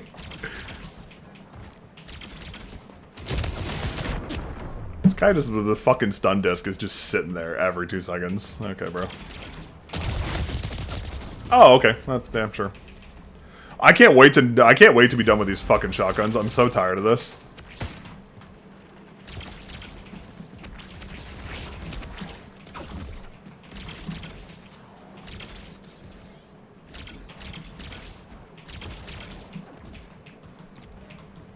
I would love to go through my portal if I could.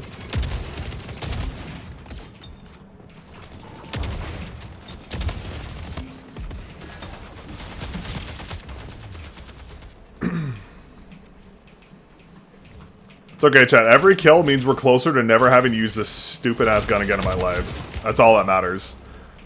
Yeah, no worries. Thanks for hanging out, Saint. I appreciate it. I'll see you later.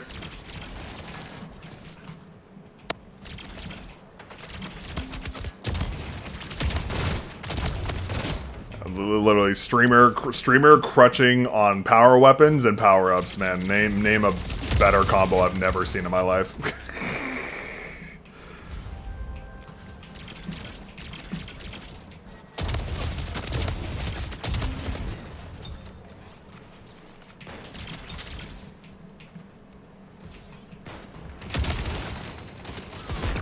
That's annoying.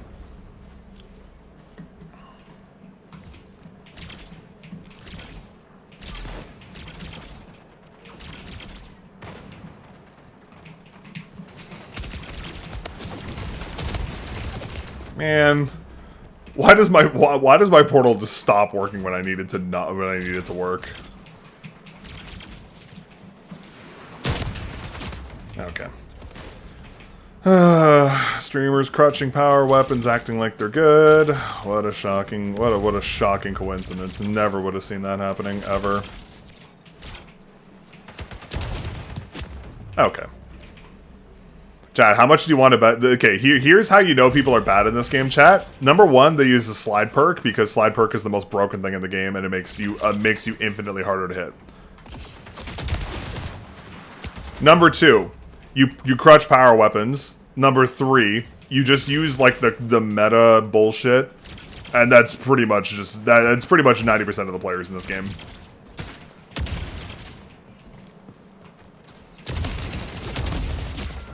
Oh yeah, and also they use sticky nade. Like, I mean, I'm also using sticky nade, but like you have to use it with this meta. But like that's basically just that's like the theoretical flowchart of are you bad at Splitgate?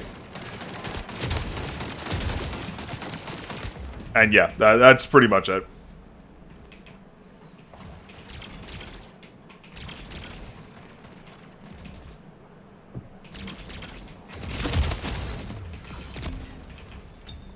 I just need to get kills with a stupid shotgun so I can actually use a gun that does damage.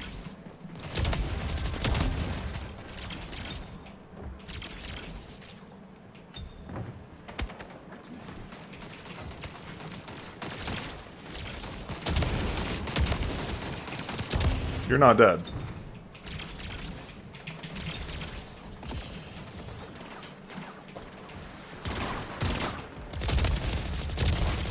Pain.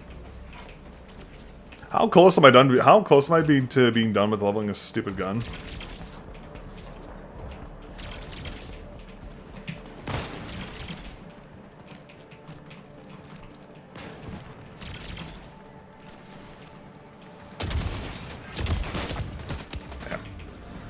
Slide perk, no skill. You know how it goes.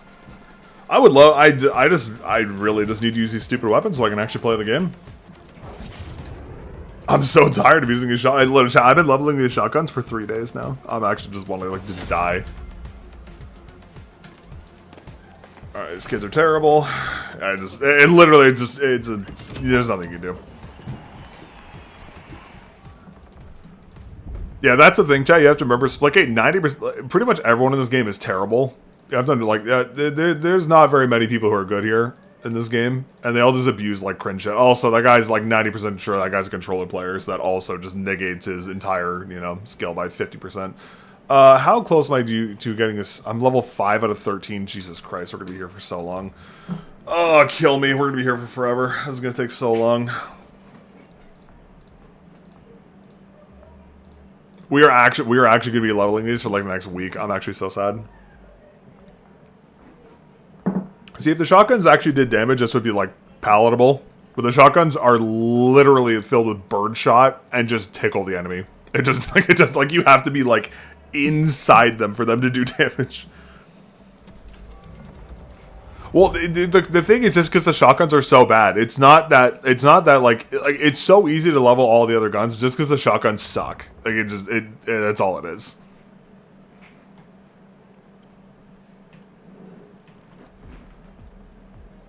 Oh, good. I got the fucking Twitch TTV squad again. Super fun. Whatever. I'm just gonna sit on point and just do my thing.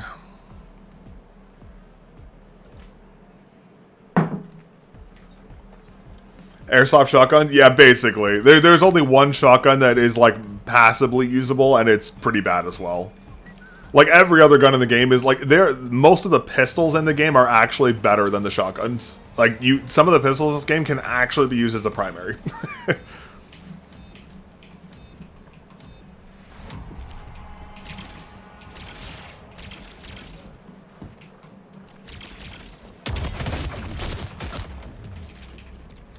I love how that guy literally, I meat shot that guy for no damage.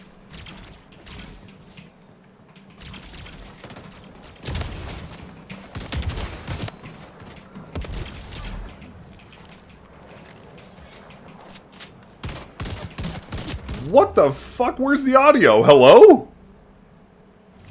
Huh?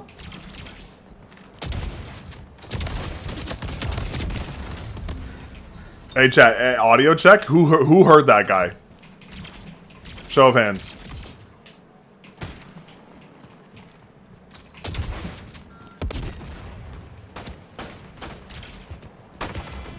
This guy's just the controller player just who's barely moving just perfectly locks onto my head.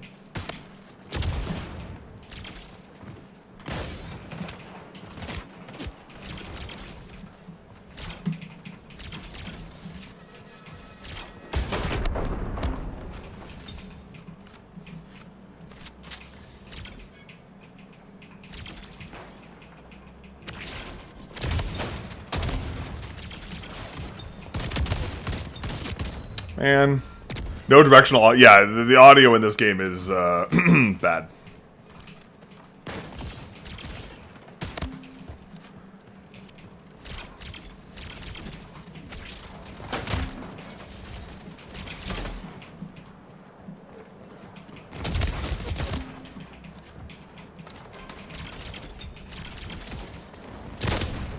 Really?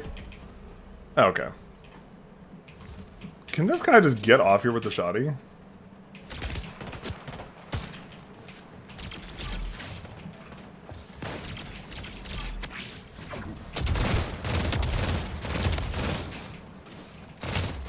Okay.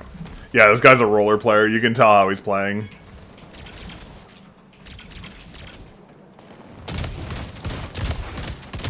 Three shots with a shotgun to kill that guy. That's actually diabolical.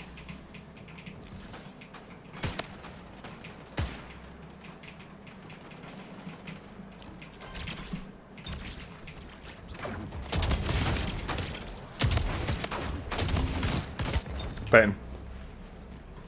Oh, well, Chad, the quicker this is done, the quicker it's over. That's all that matters, right?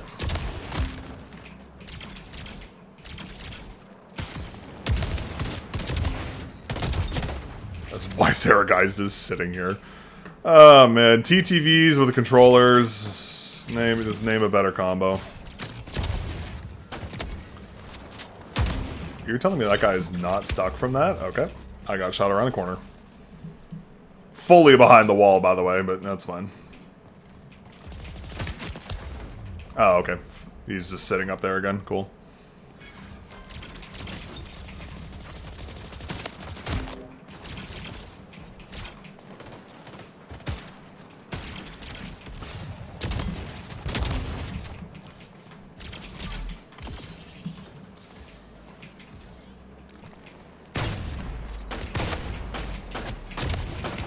What?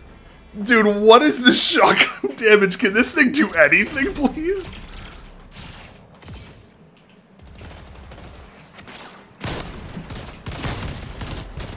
Actually, fun. I would like any of my weapons to actually do damage. How is that a headshot on that guy?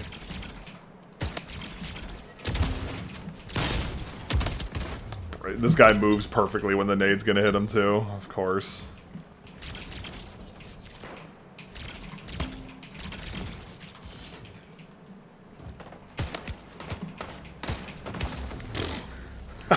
Chat, not gonna lie, I'm getting shot behind every wall in this game. This is pretty.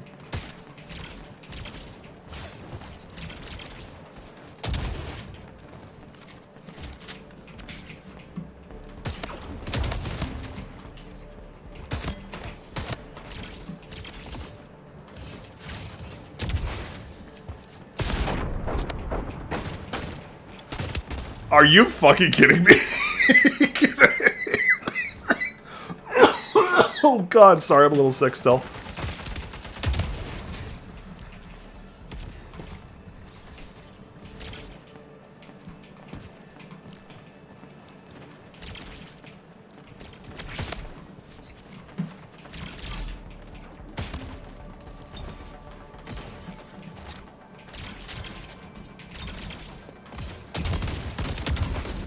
This guy sticks me, of course he does.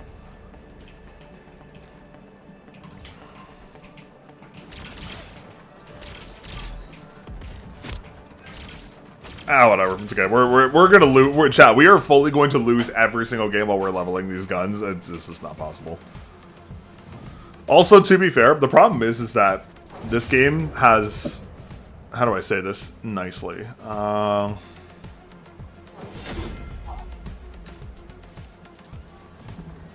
The problem with this game. The problem with this game is that if you have one, it really matters the amount of controller players that are on the other team. If they have multiple controller players, I lose. It's just like Splitgate 1. If there is 2 controller players, I just lose the game because my teammates don't know how to play, and even though I can 1v2 the controller players, my teammates will just feed the entire game and not sit on the point. Like, you saw how many points they had compared to me because I was the only one touching the points. The other team were just walking around in circles. So, like, that's the thing. You're just going to lose no matter what, which sucks. But, I mean, it is what it is. Oh, wow. We went up a level. That's amazing. I'm so happy about that. Let me see here. Do we Baron that? How much? That barely does anything with the range. Okay, let's just do this then, I guess. We'll put on rapid fire whenever we get it, but in the meantime, it's fine. It's not the end of the world. All right, coffee is down, chat. So hopefully, I'll be slightly more wow. I was trying to say coherent, and my brain just errored out trying to say coherent.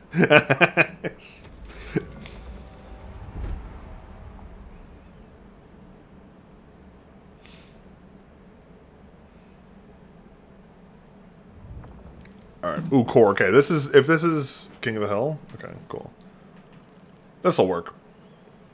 Core is actually a good map for shotties, so that's fine. And I get the same TTV squad again. Jesus Christ. Can I not get this squad, please? Like, can I just play against some bots? That'd be awesome. Chat, remind me to like you so I don't get this same fucking lobby again, please.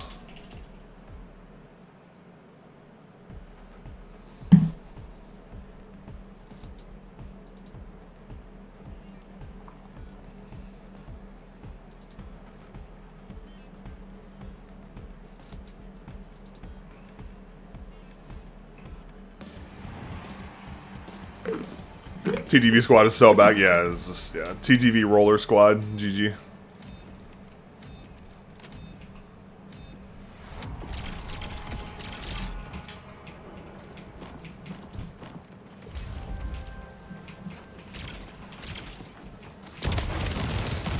Jesus Christ.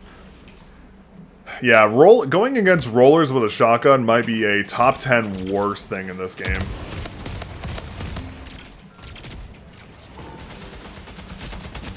Why did I climb that? Why did I what did I just climb on? Dude, the amount of times auto mantle has gotten me killed in this game should be studied.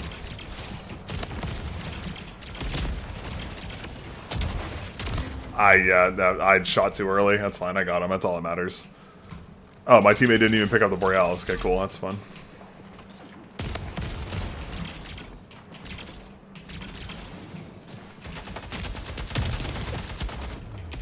His guys are... It's so funny. These guys are just, like, actually sweating their dicks off. And, like, I'm just like, okay.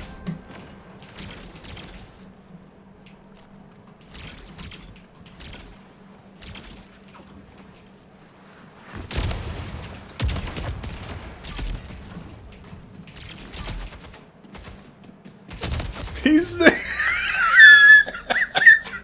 Yo, bro. Like, are we serious? These guys are so sweaty for no reason, bro. They're like,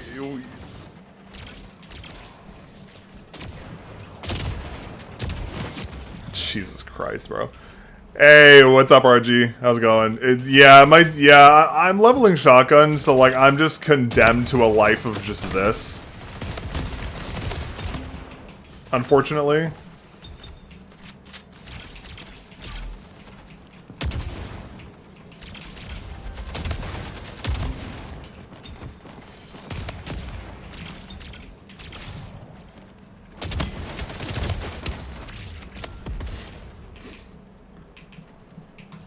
Yeah, see, like I never get this. I never get this stack.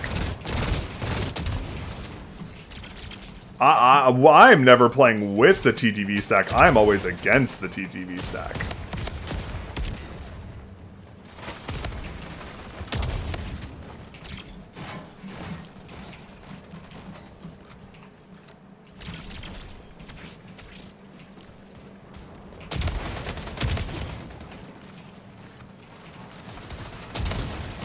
Yeah. Like I already have a bot. Yeah, my teammate has 650 damage, so you can tell this lobby's gonna go.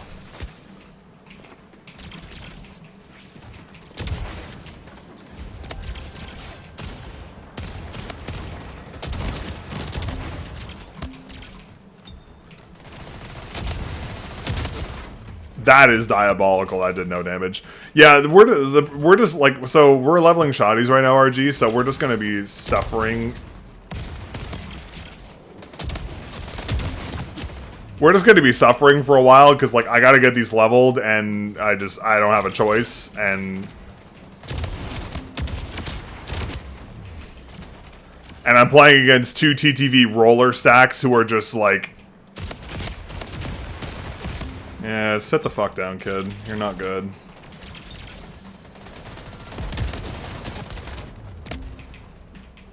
Remember shotgun funny? Just do that. Yeah, the problem is that shotguns in this game are not funny and do no damage.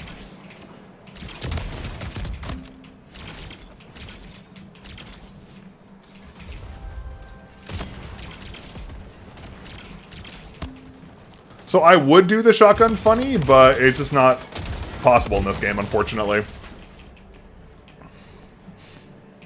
And it's also very not possible when my teammates are not playing the game. Look at this guy's movement. He's doing the exploit with the slide where you can wobble it back and forth. What a cringe! How bad do you have to be at the game? That's so sad. I did damage to everybody and did not a single kill. And it's fine, whatever. These kids are shit. I mean, rollers exploiting movement and aim assist. What do you expect, bro? There's no winning that. The sad thing is too.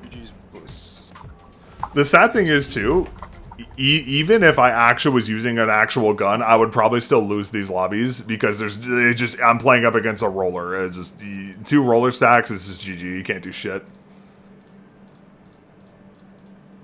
Very unfortunate. We literally didn't level up at all. How is that fucking possible? Chat, we at least got some kills that game, right? That's actually diabolical, not gonna lie. Maybe I should just use a better burst pistol. Let's try this one, see if that works a little better.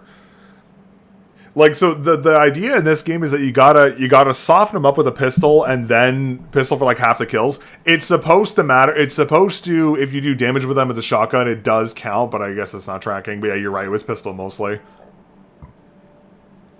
But like the meta is, you're supposed to soften them up with the pistol and then kill them with the shotgun, because the shotgun is so inconsistent. But that does not appear to be working, unfortunately.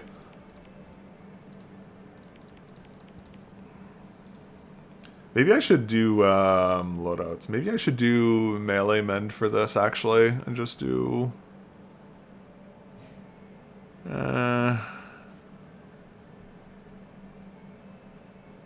faster sprint is worth it. I'm just gonna do full melee cringe, honestly. I think actually, let me wait for the queue and then let me do it now. Hopefully that dodges the stack, so I'm not playing up against a TTV roller stack for the 3rd time today. That'd be lovely if I could avoid that.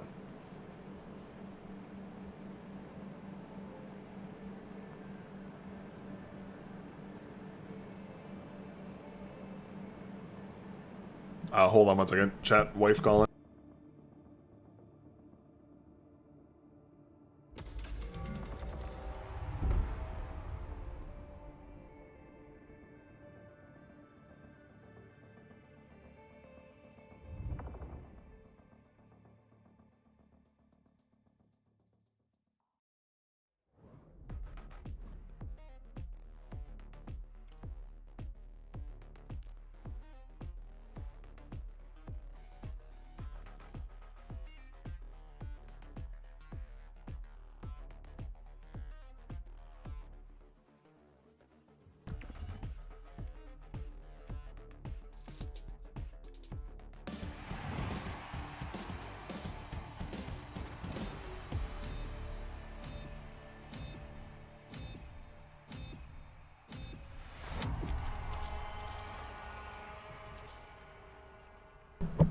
Sorry, chat.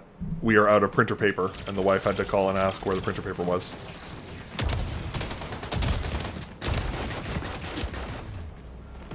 Man, this sticky grenade just really doesn't do anything.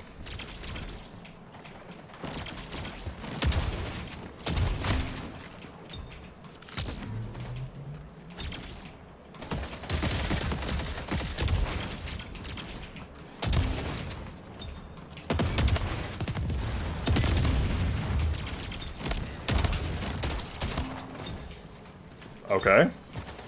Shotgun funny, haha.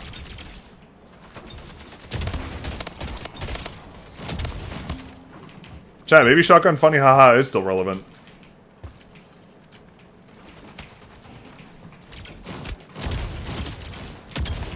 Oh, come on. Yeah, it's kind of working. It just, the plow... The problem is that every single gun in this game desperately needs rapid fire. And I don't have rapid fire yet because it's the last unlock you get. Meaning Meaning the gun is kind of ass until you get rapid fire, which like really sucks. Why am I? What the fuck am I stuck on?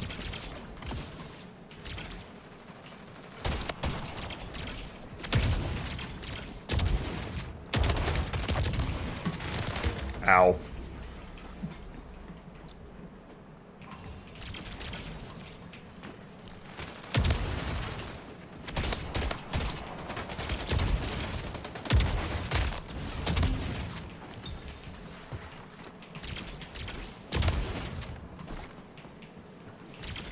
Fucking slide perk is the dumbest thing I've ever added to this game, I swear to God.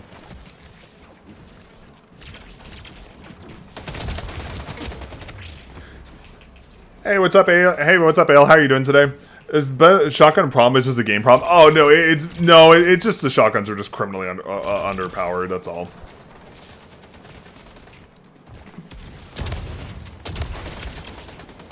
Like that guy didn't die somehow. I did not expect that guy to have overshield. That sucks. The fuck just happened to him?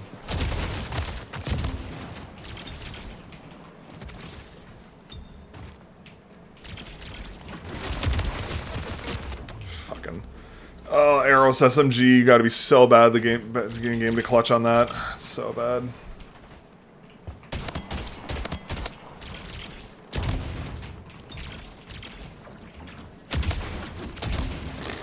Okay.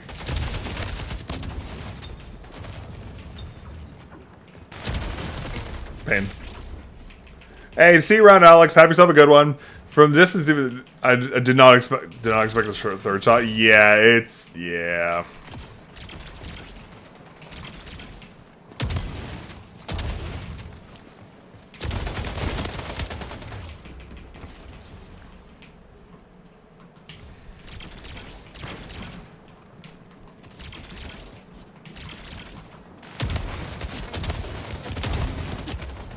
Honestly, if I can just kill this TTV guy over and over again, I'm actually just totally fine with that.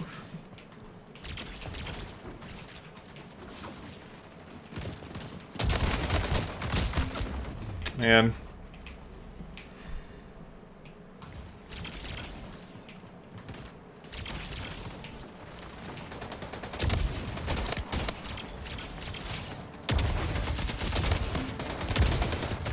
Wow, that guy somehow lived through all of that.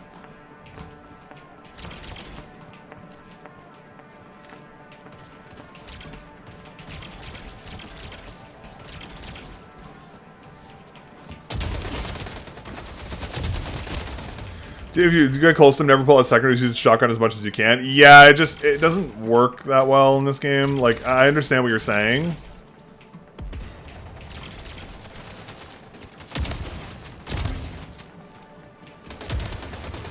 Hey, we won a game. Let's go. It just, the thing is the plow is such a slow gun. Like, if you don't kill them with the first shot, it takes so long to get the second shot off if you don't have rapid fire. It just, like, you have to switch to secondary. Like, the problem is you don't have rapid, like, the shotguns become much better once you have rapid fire. It's just, if you don't have rapid fire, they fucking suck. That's the problem.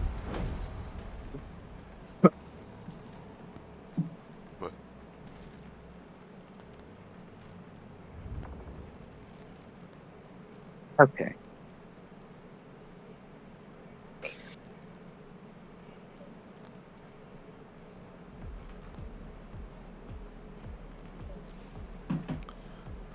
Cool. Zenith. Okay, cool. Yeah, domination. Beautiful.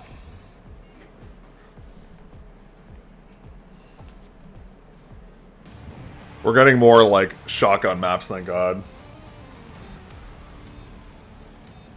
So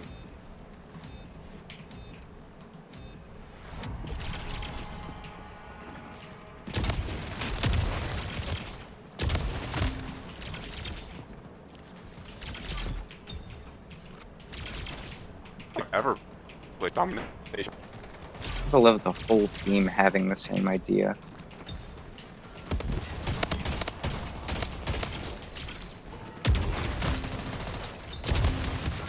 no way that guy stuck me around the corner. You gotta be fucking kidding me.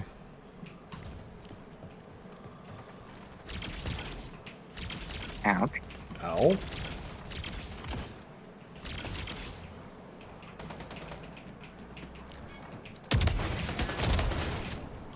Nope.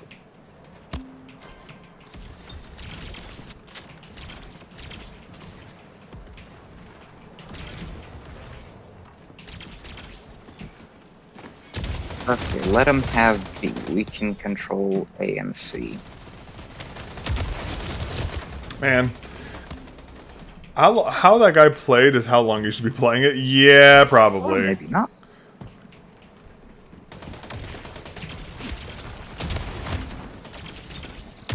Maybe I'm just gonna miss all my shots. I need this guy to stop yapping. Oh. Who's talking to my team?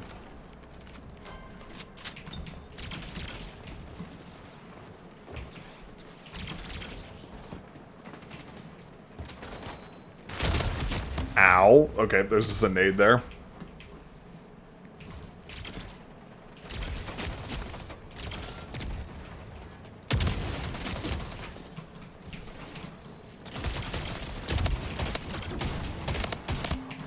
What the fuck is that guy doing?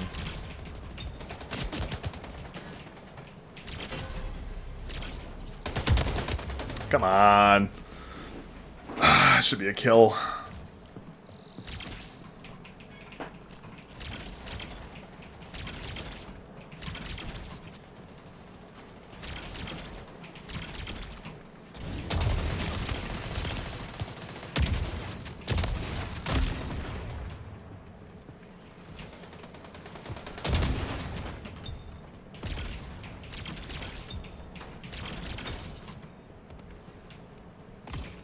I could run for this like an idiot.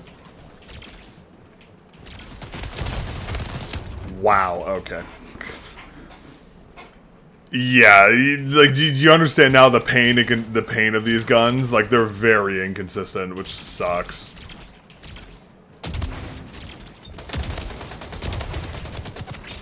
What the fuck did my portal just stop working entirely?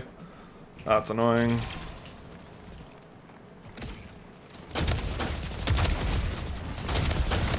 Come on.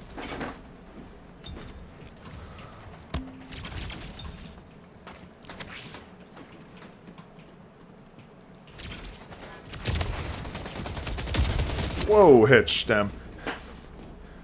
Well, the problem is if I melee them, I don't get kill credit with the shotgun.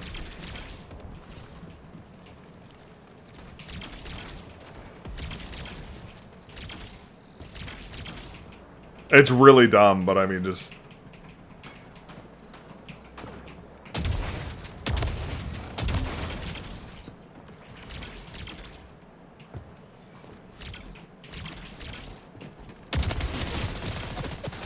Bro. Oh, this fucking guy, this fucking roller guy with the rattler is just making my life hell.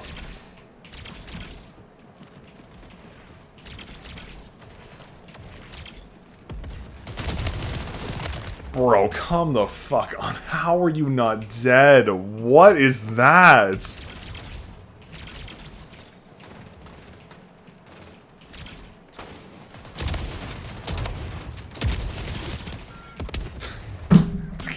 Just get me off the shotguns, bro. This is fucking horrible. Oh my god, if I could just...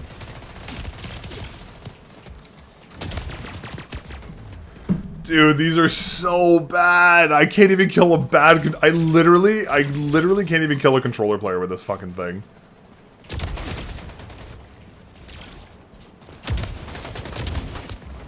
That's how bad these shotguns are. They are actually comically bad.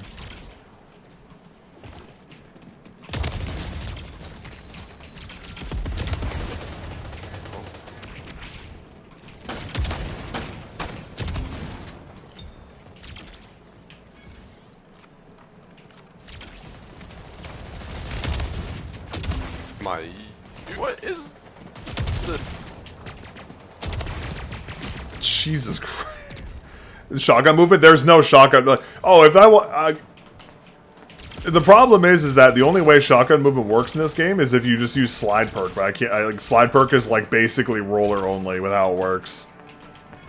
3 kills. Get me.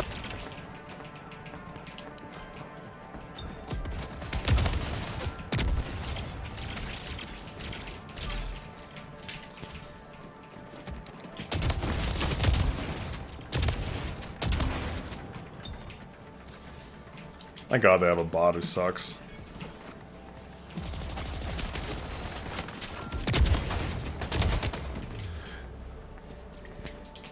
You look at them 100% time when your gun isn't shooting. I know, it's because this gun is so awkward. That's why. Like, I don't know how to aim with it properly. That is just fucking... That's... I don't even know what to say about that.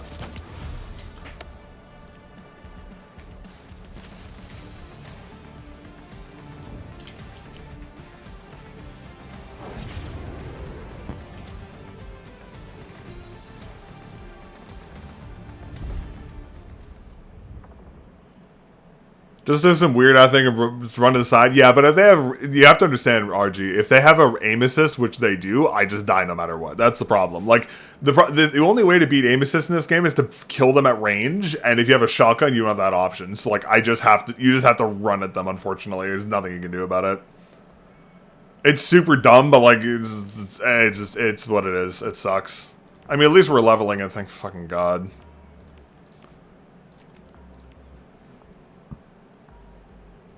Once we get this, it'll be a little better.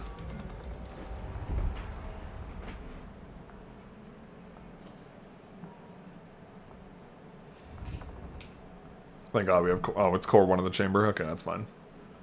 Nice break from shotgun hell.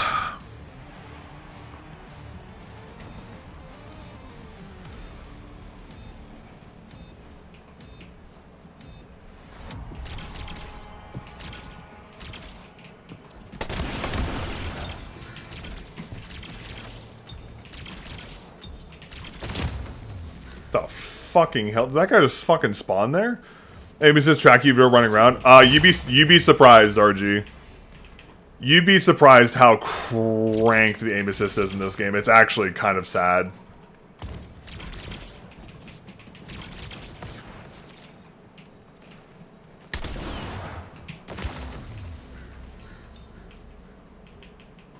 Yeah, like this game has probably some of the, like, Splitgate has probably the strongest aim assist I've ever, like, experienced in a game.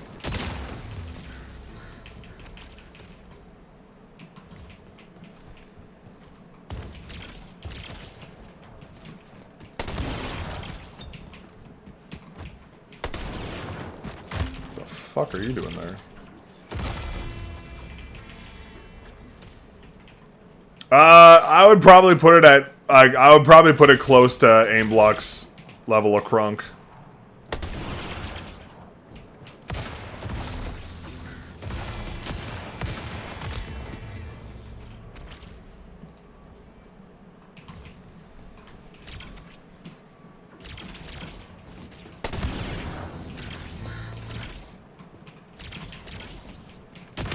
I fucking looked, I saw him, I looked away. Yeah, this game unfortunately has the same problems as Splitgate 1, whereas if they have a controller player, your life is just hell. Okay, that guy had an extra bullet for some reason, and he teabagged me, okay.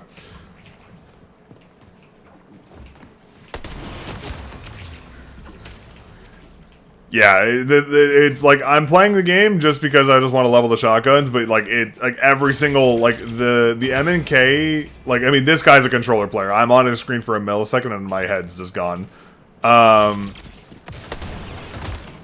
The fucking hell, did my melee just no reg? Like, the rate at which console wins against PC is, like, astronomically high in this game. It's actually kind of sad. Okay, that's crazy.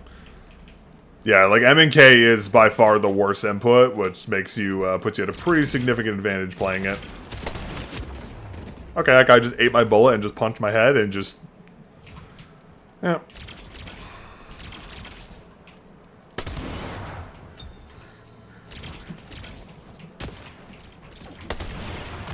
Okay. Yeah, roller players, man. That's what he's supposed to do.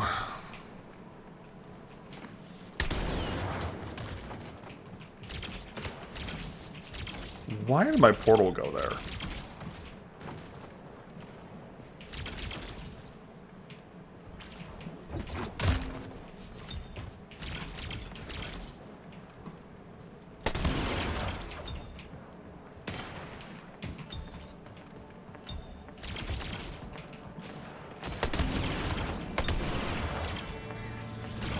Pain.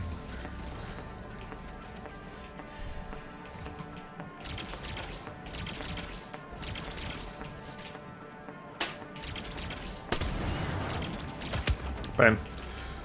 I'm so used to using. I'm so used to using a slow ass fucking shotgun. I don't know. Fucking forgot to shoot this gun.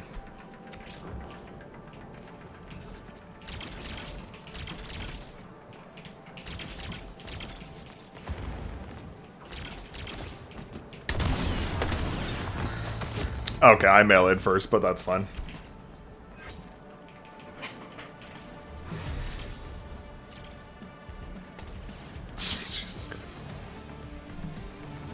That's what I'm losing to, chat. That is the input I'm losing to. Crazy.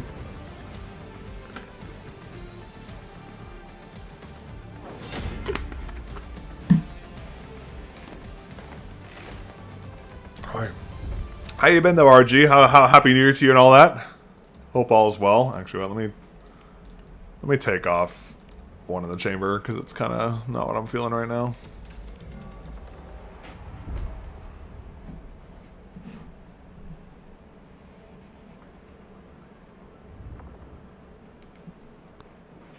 You just saw the enemy in melee in midair instead of shooting? Yeah. I mean, to be fair, he was out of a bullet, so I'm pretty sure on roller it like auto. Oh, it's Norse again. Hey, RG, if you missed earlier, this guy hates my guts and just yaps in the endgame chat constantly. So you're gonna hear some shit out of the end of this game. It's gonna be pretty good. What is this TDM?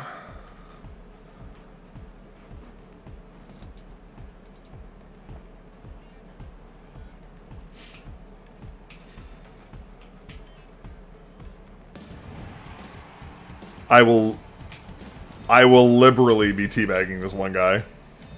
Nah, RG, it's actually crazy. I teabagged this guy once in the... I teabagged this guy once in the...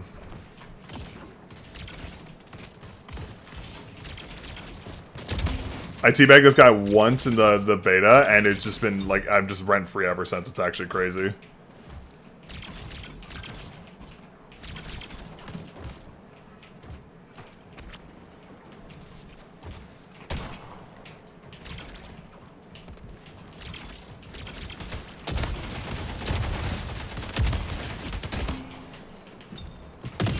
Of course he has a rocket launcher. Hey, what's up, Harbs? How's it going? What's a controller aim assist on this? Fucking cranked to oblivion. Literally, like, as far as you can crank the bar, keep going. It's fucked, bro. And the worst part is they put portal aim assist on portals now, which really sucks. So, like, your portals don't go straight, which drives me up the fucking wall now.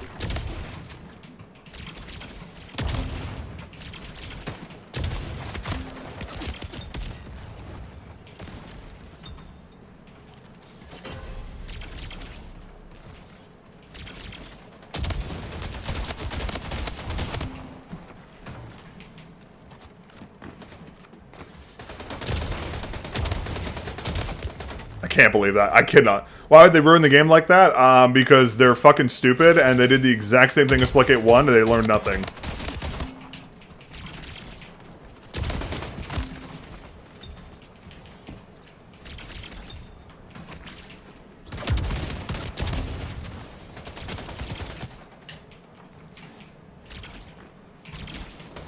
Oh, fuck off. You see, he's still looking at that? There's no way. This is the new cell test? Yeah, pretty much. It's just, yeah.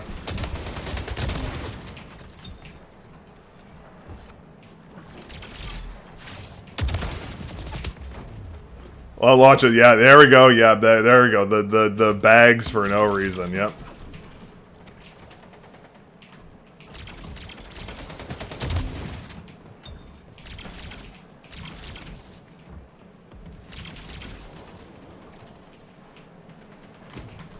I'll take this.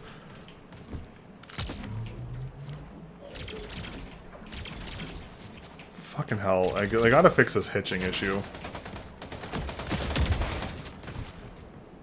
What the fuck did I just mantle on? That mantle literally just got me killed.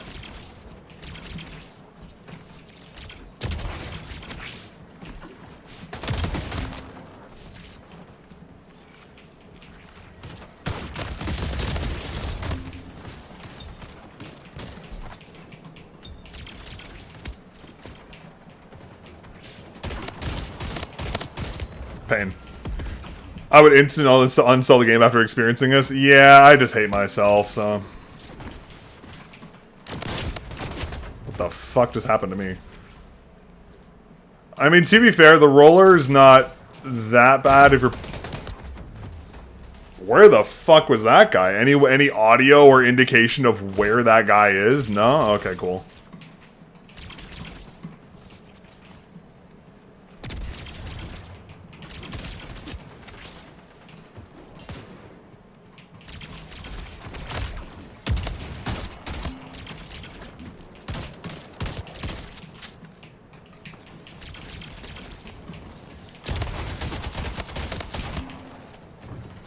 Thank God these guys suck.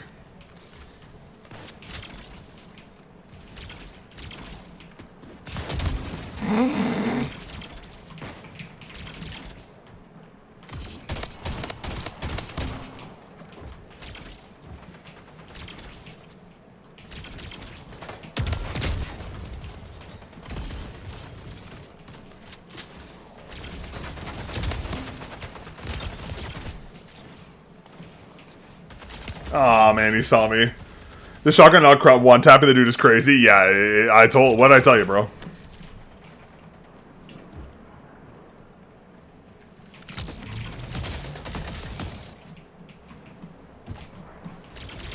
Don't know who the fuck just shot me, but...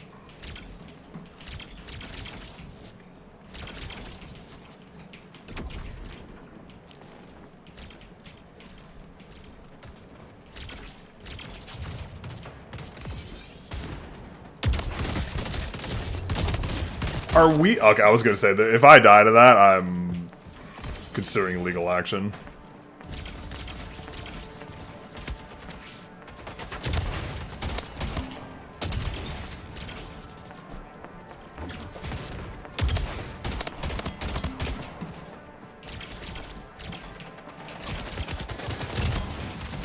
Man, I had to reload, fuck.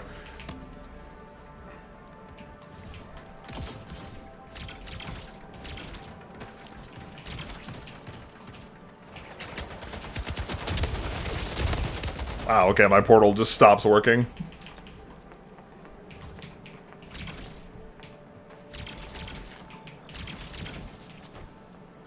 Fuck are these guys?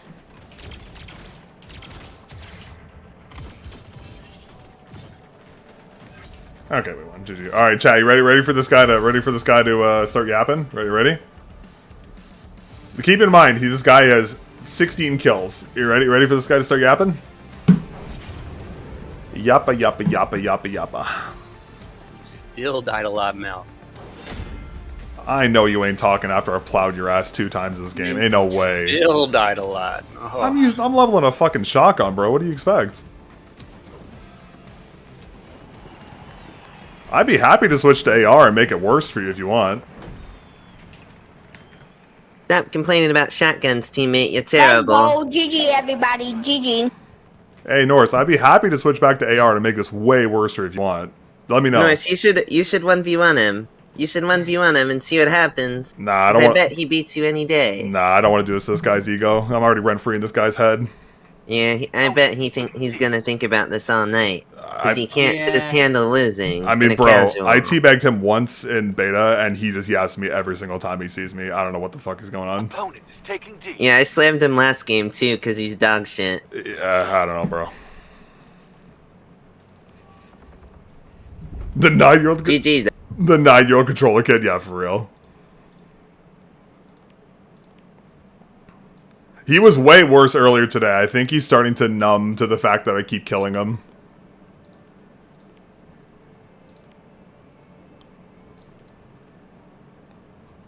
What did I just equip? What did I just equip by accident? Fuck, I just put something stupid on this, didn't I? God damn it.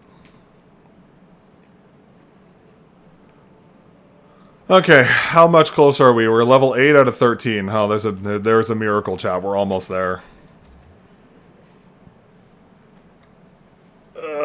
Alright, chat, hold on. Give me 1 second. I'm just gonna go to the washroom. BRB.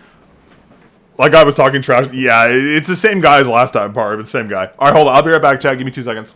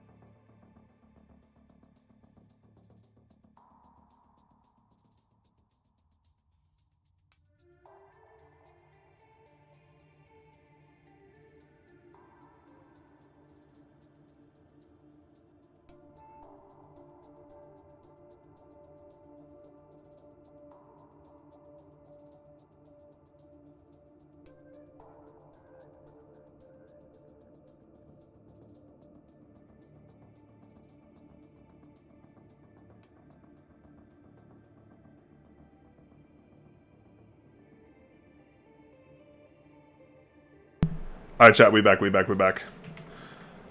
Alrighty, let us go ahead and queue in. Hey, what's up, Albors? Mrs. Ninjutsu Sora V2. No, not worth it. You'd be much better off getting the G-Wolves Lycan. It is literally the exact same shape, but with SPD switches, better firmware, better performance across the board, and a much lighter weight. There are, even if you don't want to get the Lycan, there are like astronomically.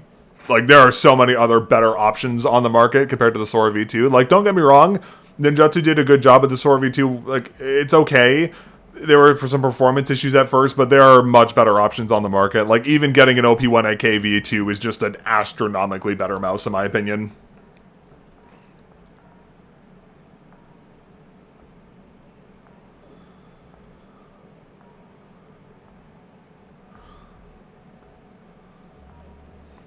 I probably got like 1 or 2 more games in me, and then I gotta go get lunch with Mrs. Mellon, and then I got some shit to do today, so.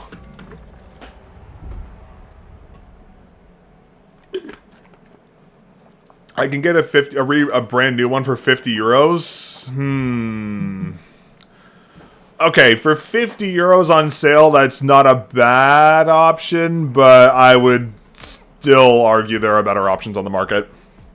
Yeah, literally, just get a Cyrox VA OP1AK V2 Pulsar X Light Crazy Light or an X2H Crazy Light. Yeah, there are definitely better options out there. Aw, Norse isn't in this lobby. That's kind of sad.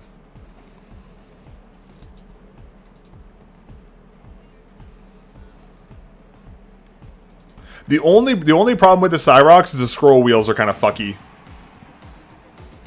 I've seen a lot of issues with the scroll wheels and the Cyroxes, but aside from, if you get a good unit, you'll probably be fine, but...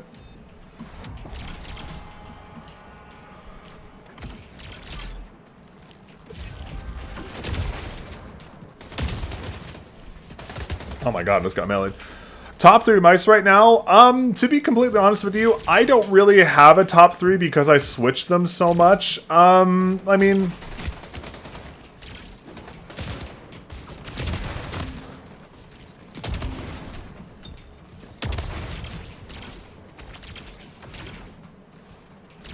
That is a scary gun.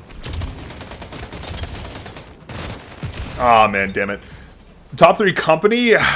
Very subjective. I mean, like, if I had to personally speak, because I like Ergo's, Death Adder V4 Pro. What else have I really liked lately? G-Wol's Vuk is extremely good. Trying to think of what else has been solid lately. I'd have to think about the other ones, but that's like the most notable ones I can think of off the top of my head.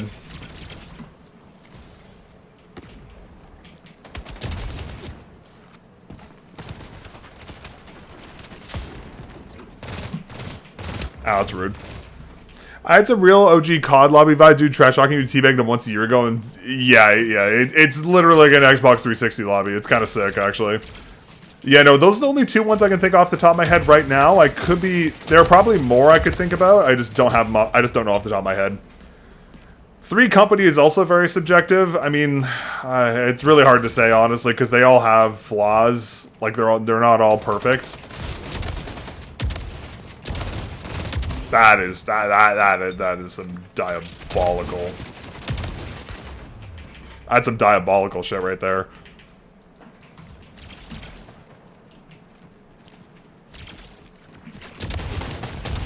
Wow. What about top 3 worst? I don't even have a worst either. Like, there are bad mice on the market, but like everyone knows what the bad mice are for the most part. What the fuck did I just do to myself?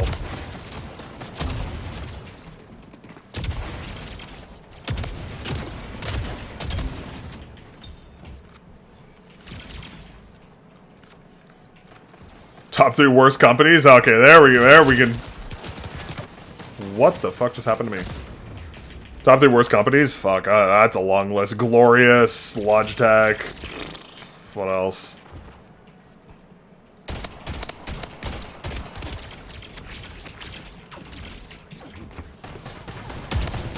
Fuck, man. Seriously considering getting a Wise Owl Cloud Ultra? That is a mouse that kind of flew under the radar. I'm surprised not more more people didn't get into that one. I heard there are good things about it too.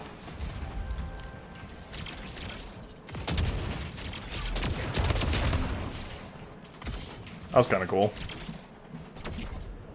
I think everyone just kind of got like sussed out by the new wireless tech.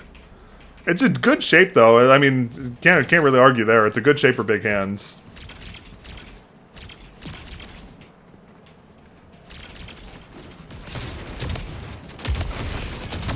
Can this shotgun do damage? The Logitech sells other stuff at least. I mean, that's fair. Yeah, sorry. You kind of asked this question. Like, I've been on a bit of a hiatus for a little while. Wow, that guy just fucking laced me. I was away for a little while, healthy, so like I'm a little rusty on the peripheral market right now because I've been away for about 2 months. So, Jesus, dude, can we get rid of this Arrows SMG, man? This thing is so annoying.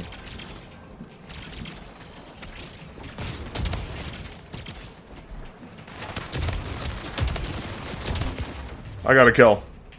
It's a miracle.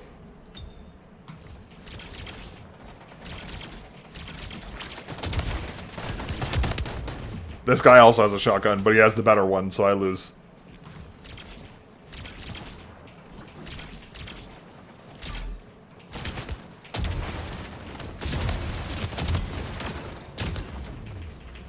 Dude, I would just love to get a kill, man. I'd be so happy if I could just get 1 kill.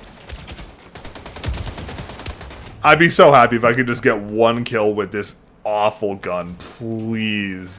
I just want to kill.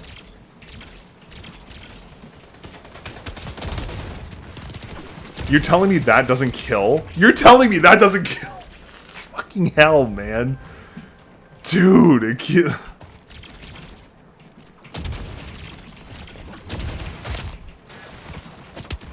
Dude, this gun is active. Like, there's got to be something wrong with this thing.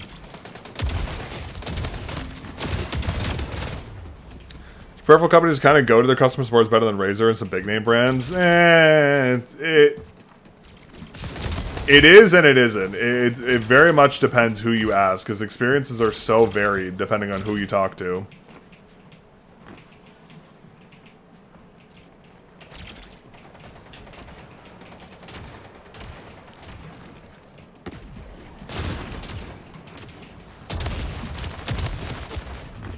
What's the best feeling mouse for you right now? Latency and firmware? Honestly, the best feeling mouse I've used lately, like, very subjective.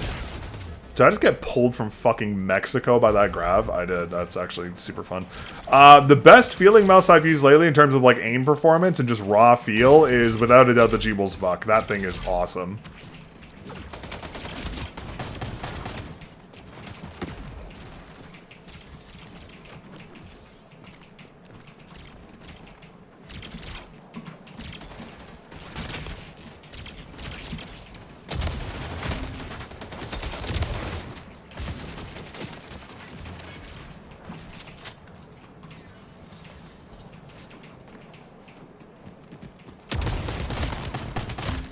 Yeah, G-Will's VUC probably. The Death Adder V4 is a good mouse, but the VUC's forward sensor, like the VUC's forward sensor is just so good. You can't beat it. Like, yes, it is worse, technically speaking, latency-wise, than like mice that are using like the L15 to the H20 SoCs, but like it's still a very good mouse.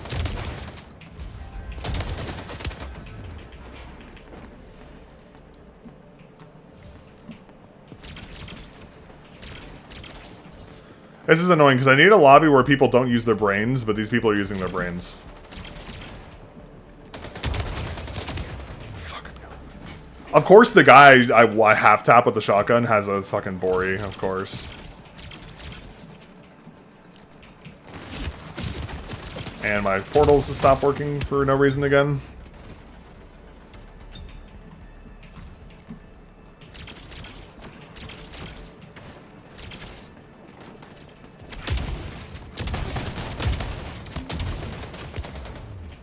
Autopilot lobby, yeah, it's just like, yeah, we're not winning. The shotgun does no damage. Like, everyone's using Arrows SMGs and they're on a controller, so just like you can't do shit.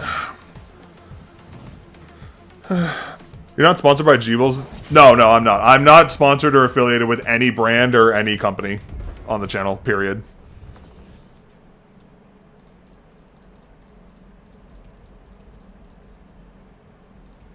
Yeah, no affiliate codes, no bullshit. I just give my honest opinions of every product I cover on the channel. And like, yeah, I know it sounds weird to recommend a Jeebles product, but the VUC is like genuinely an incredibly good mouse.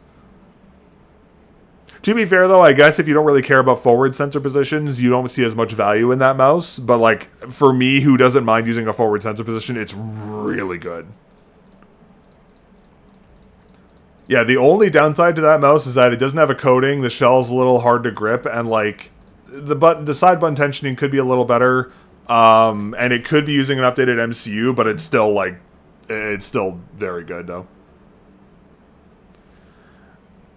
At least you're not me recommending Chinese mice over everything else. No, I wouldn't say it's necessarily a bad thing. The thing for me is, like, Chinese mice are just so hit or miss a lot of the time.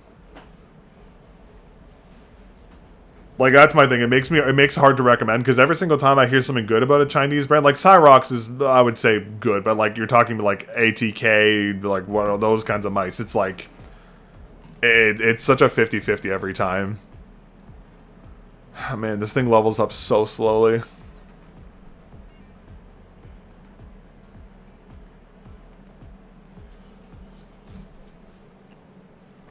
They gotta make it so these shotties level faster or something, because this is just painful.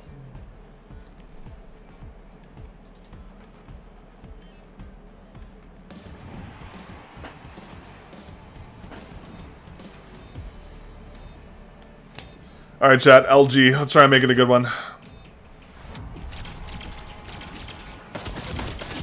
Wow, okay, that guy read it and just... Oh, it's the same fucking roller from last time. Of course it is.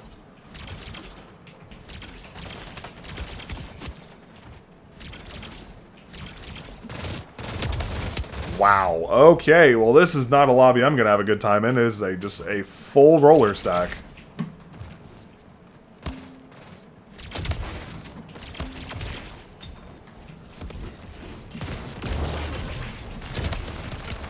Jesus Christ. Oh man, why is leveling these so hard, man? It's just like the worst the worst experience in this game is leveling these fucking things.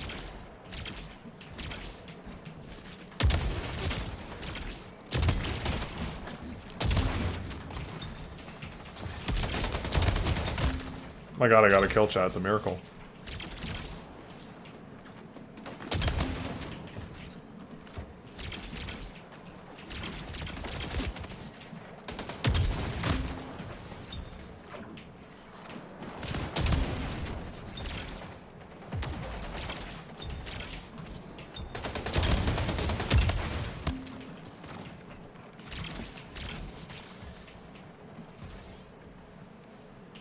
So you're saying there's a chance.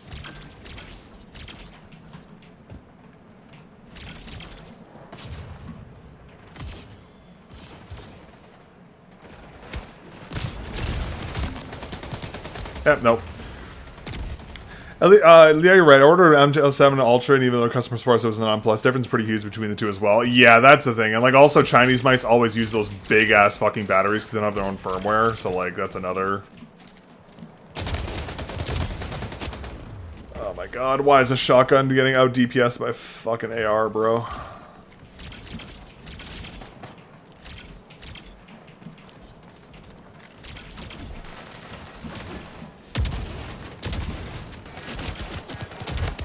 Pain.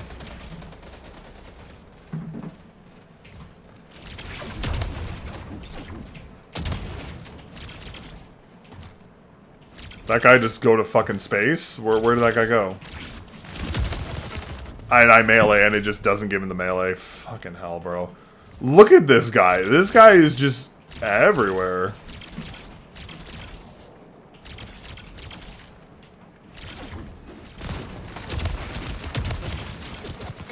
Can my melee leash onto this guy for once? Jesus, fuck. Hey, Randy Creates, how are you today? First time here, love your deep dives. Hey, I appreciate it. Thank you very much. Much appreciated.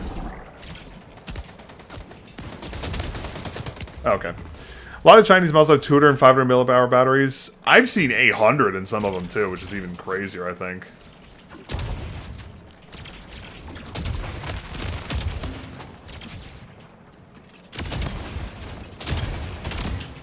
That was lucky.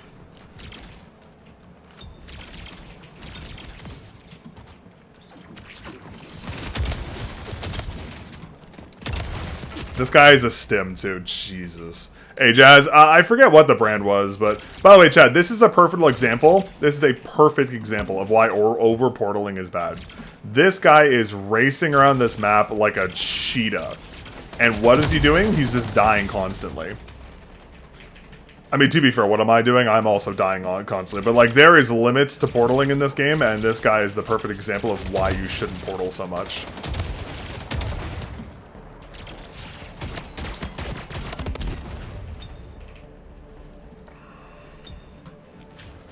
Because this guy's zipping around the place for some reason.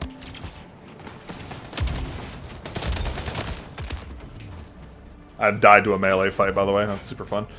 That's the thing. This guy's zipping all over the place with a controller and just using an Aeros SMG and just, like, insta-lacing people out of portals. But, like, it doesn't have any sustain. He just dies immediately the moment somebody EMPs him.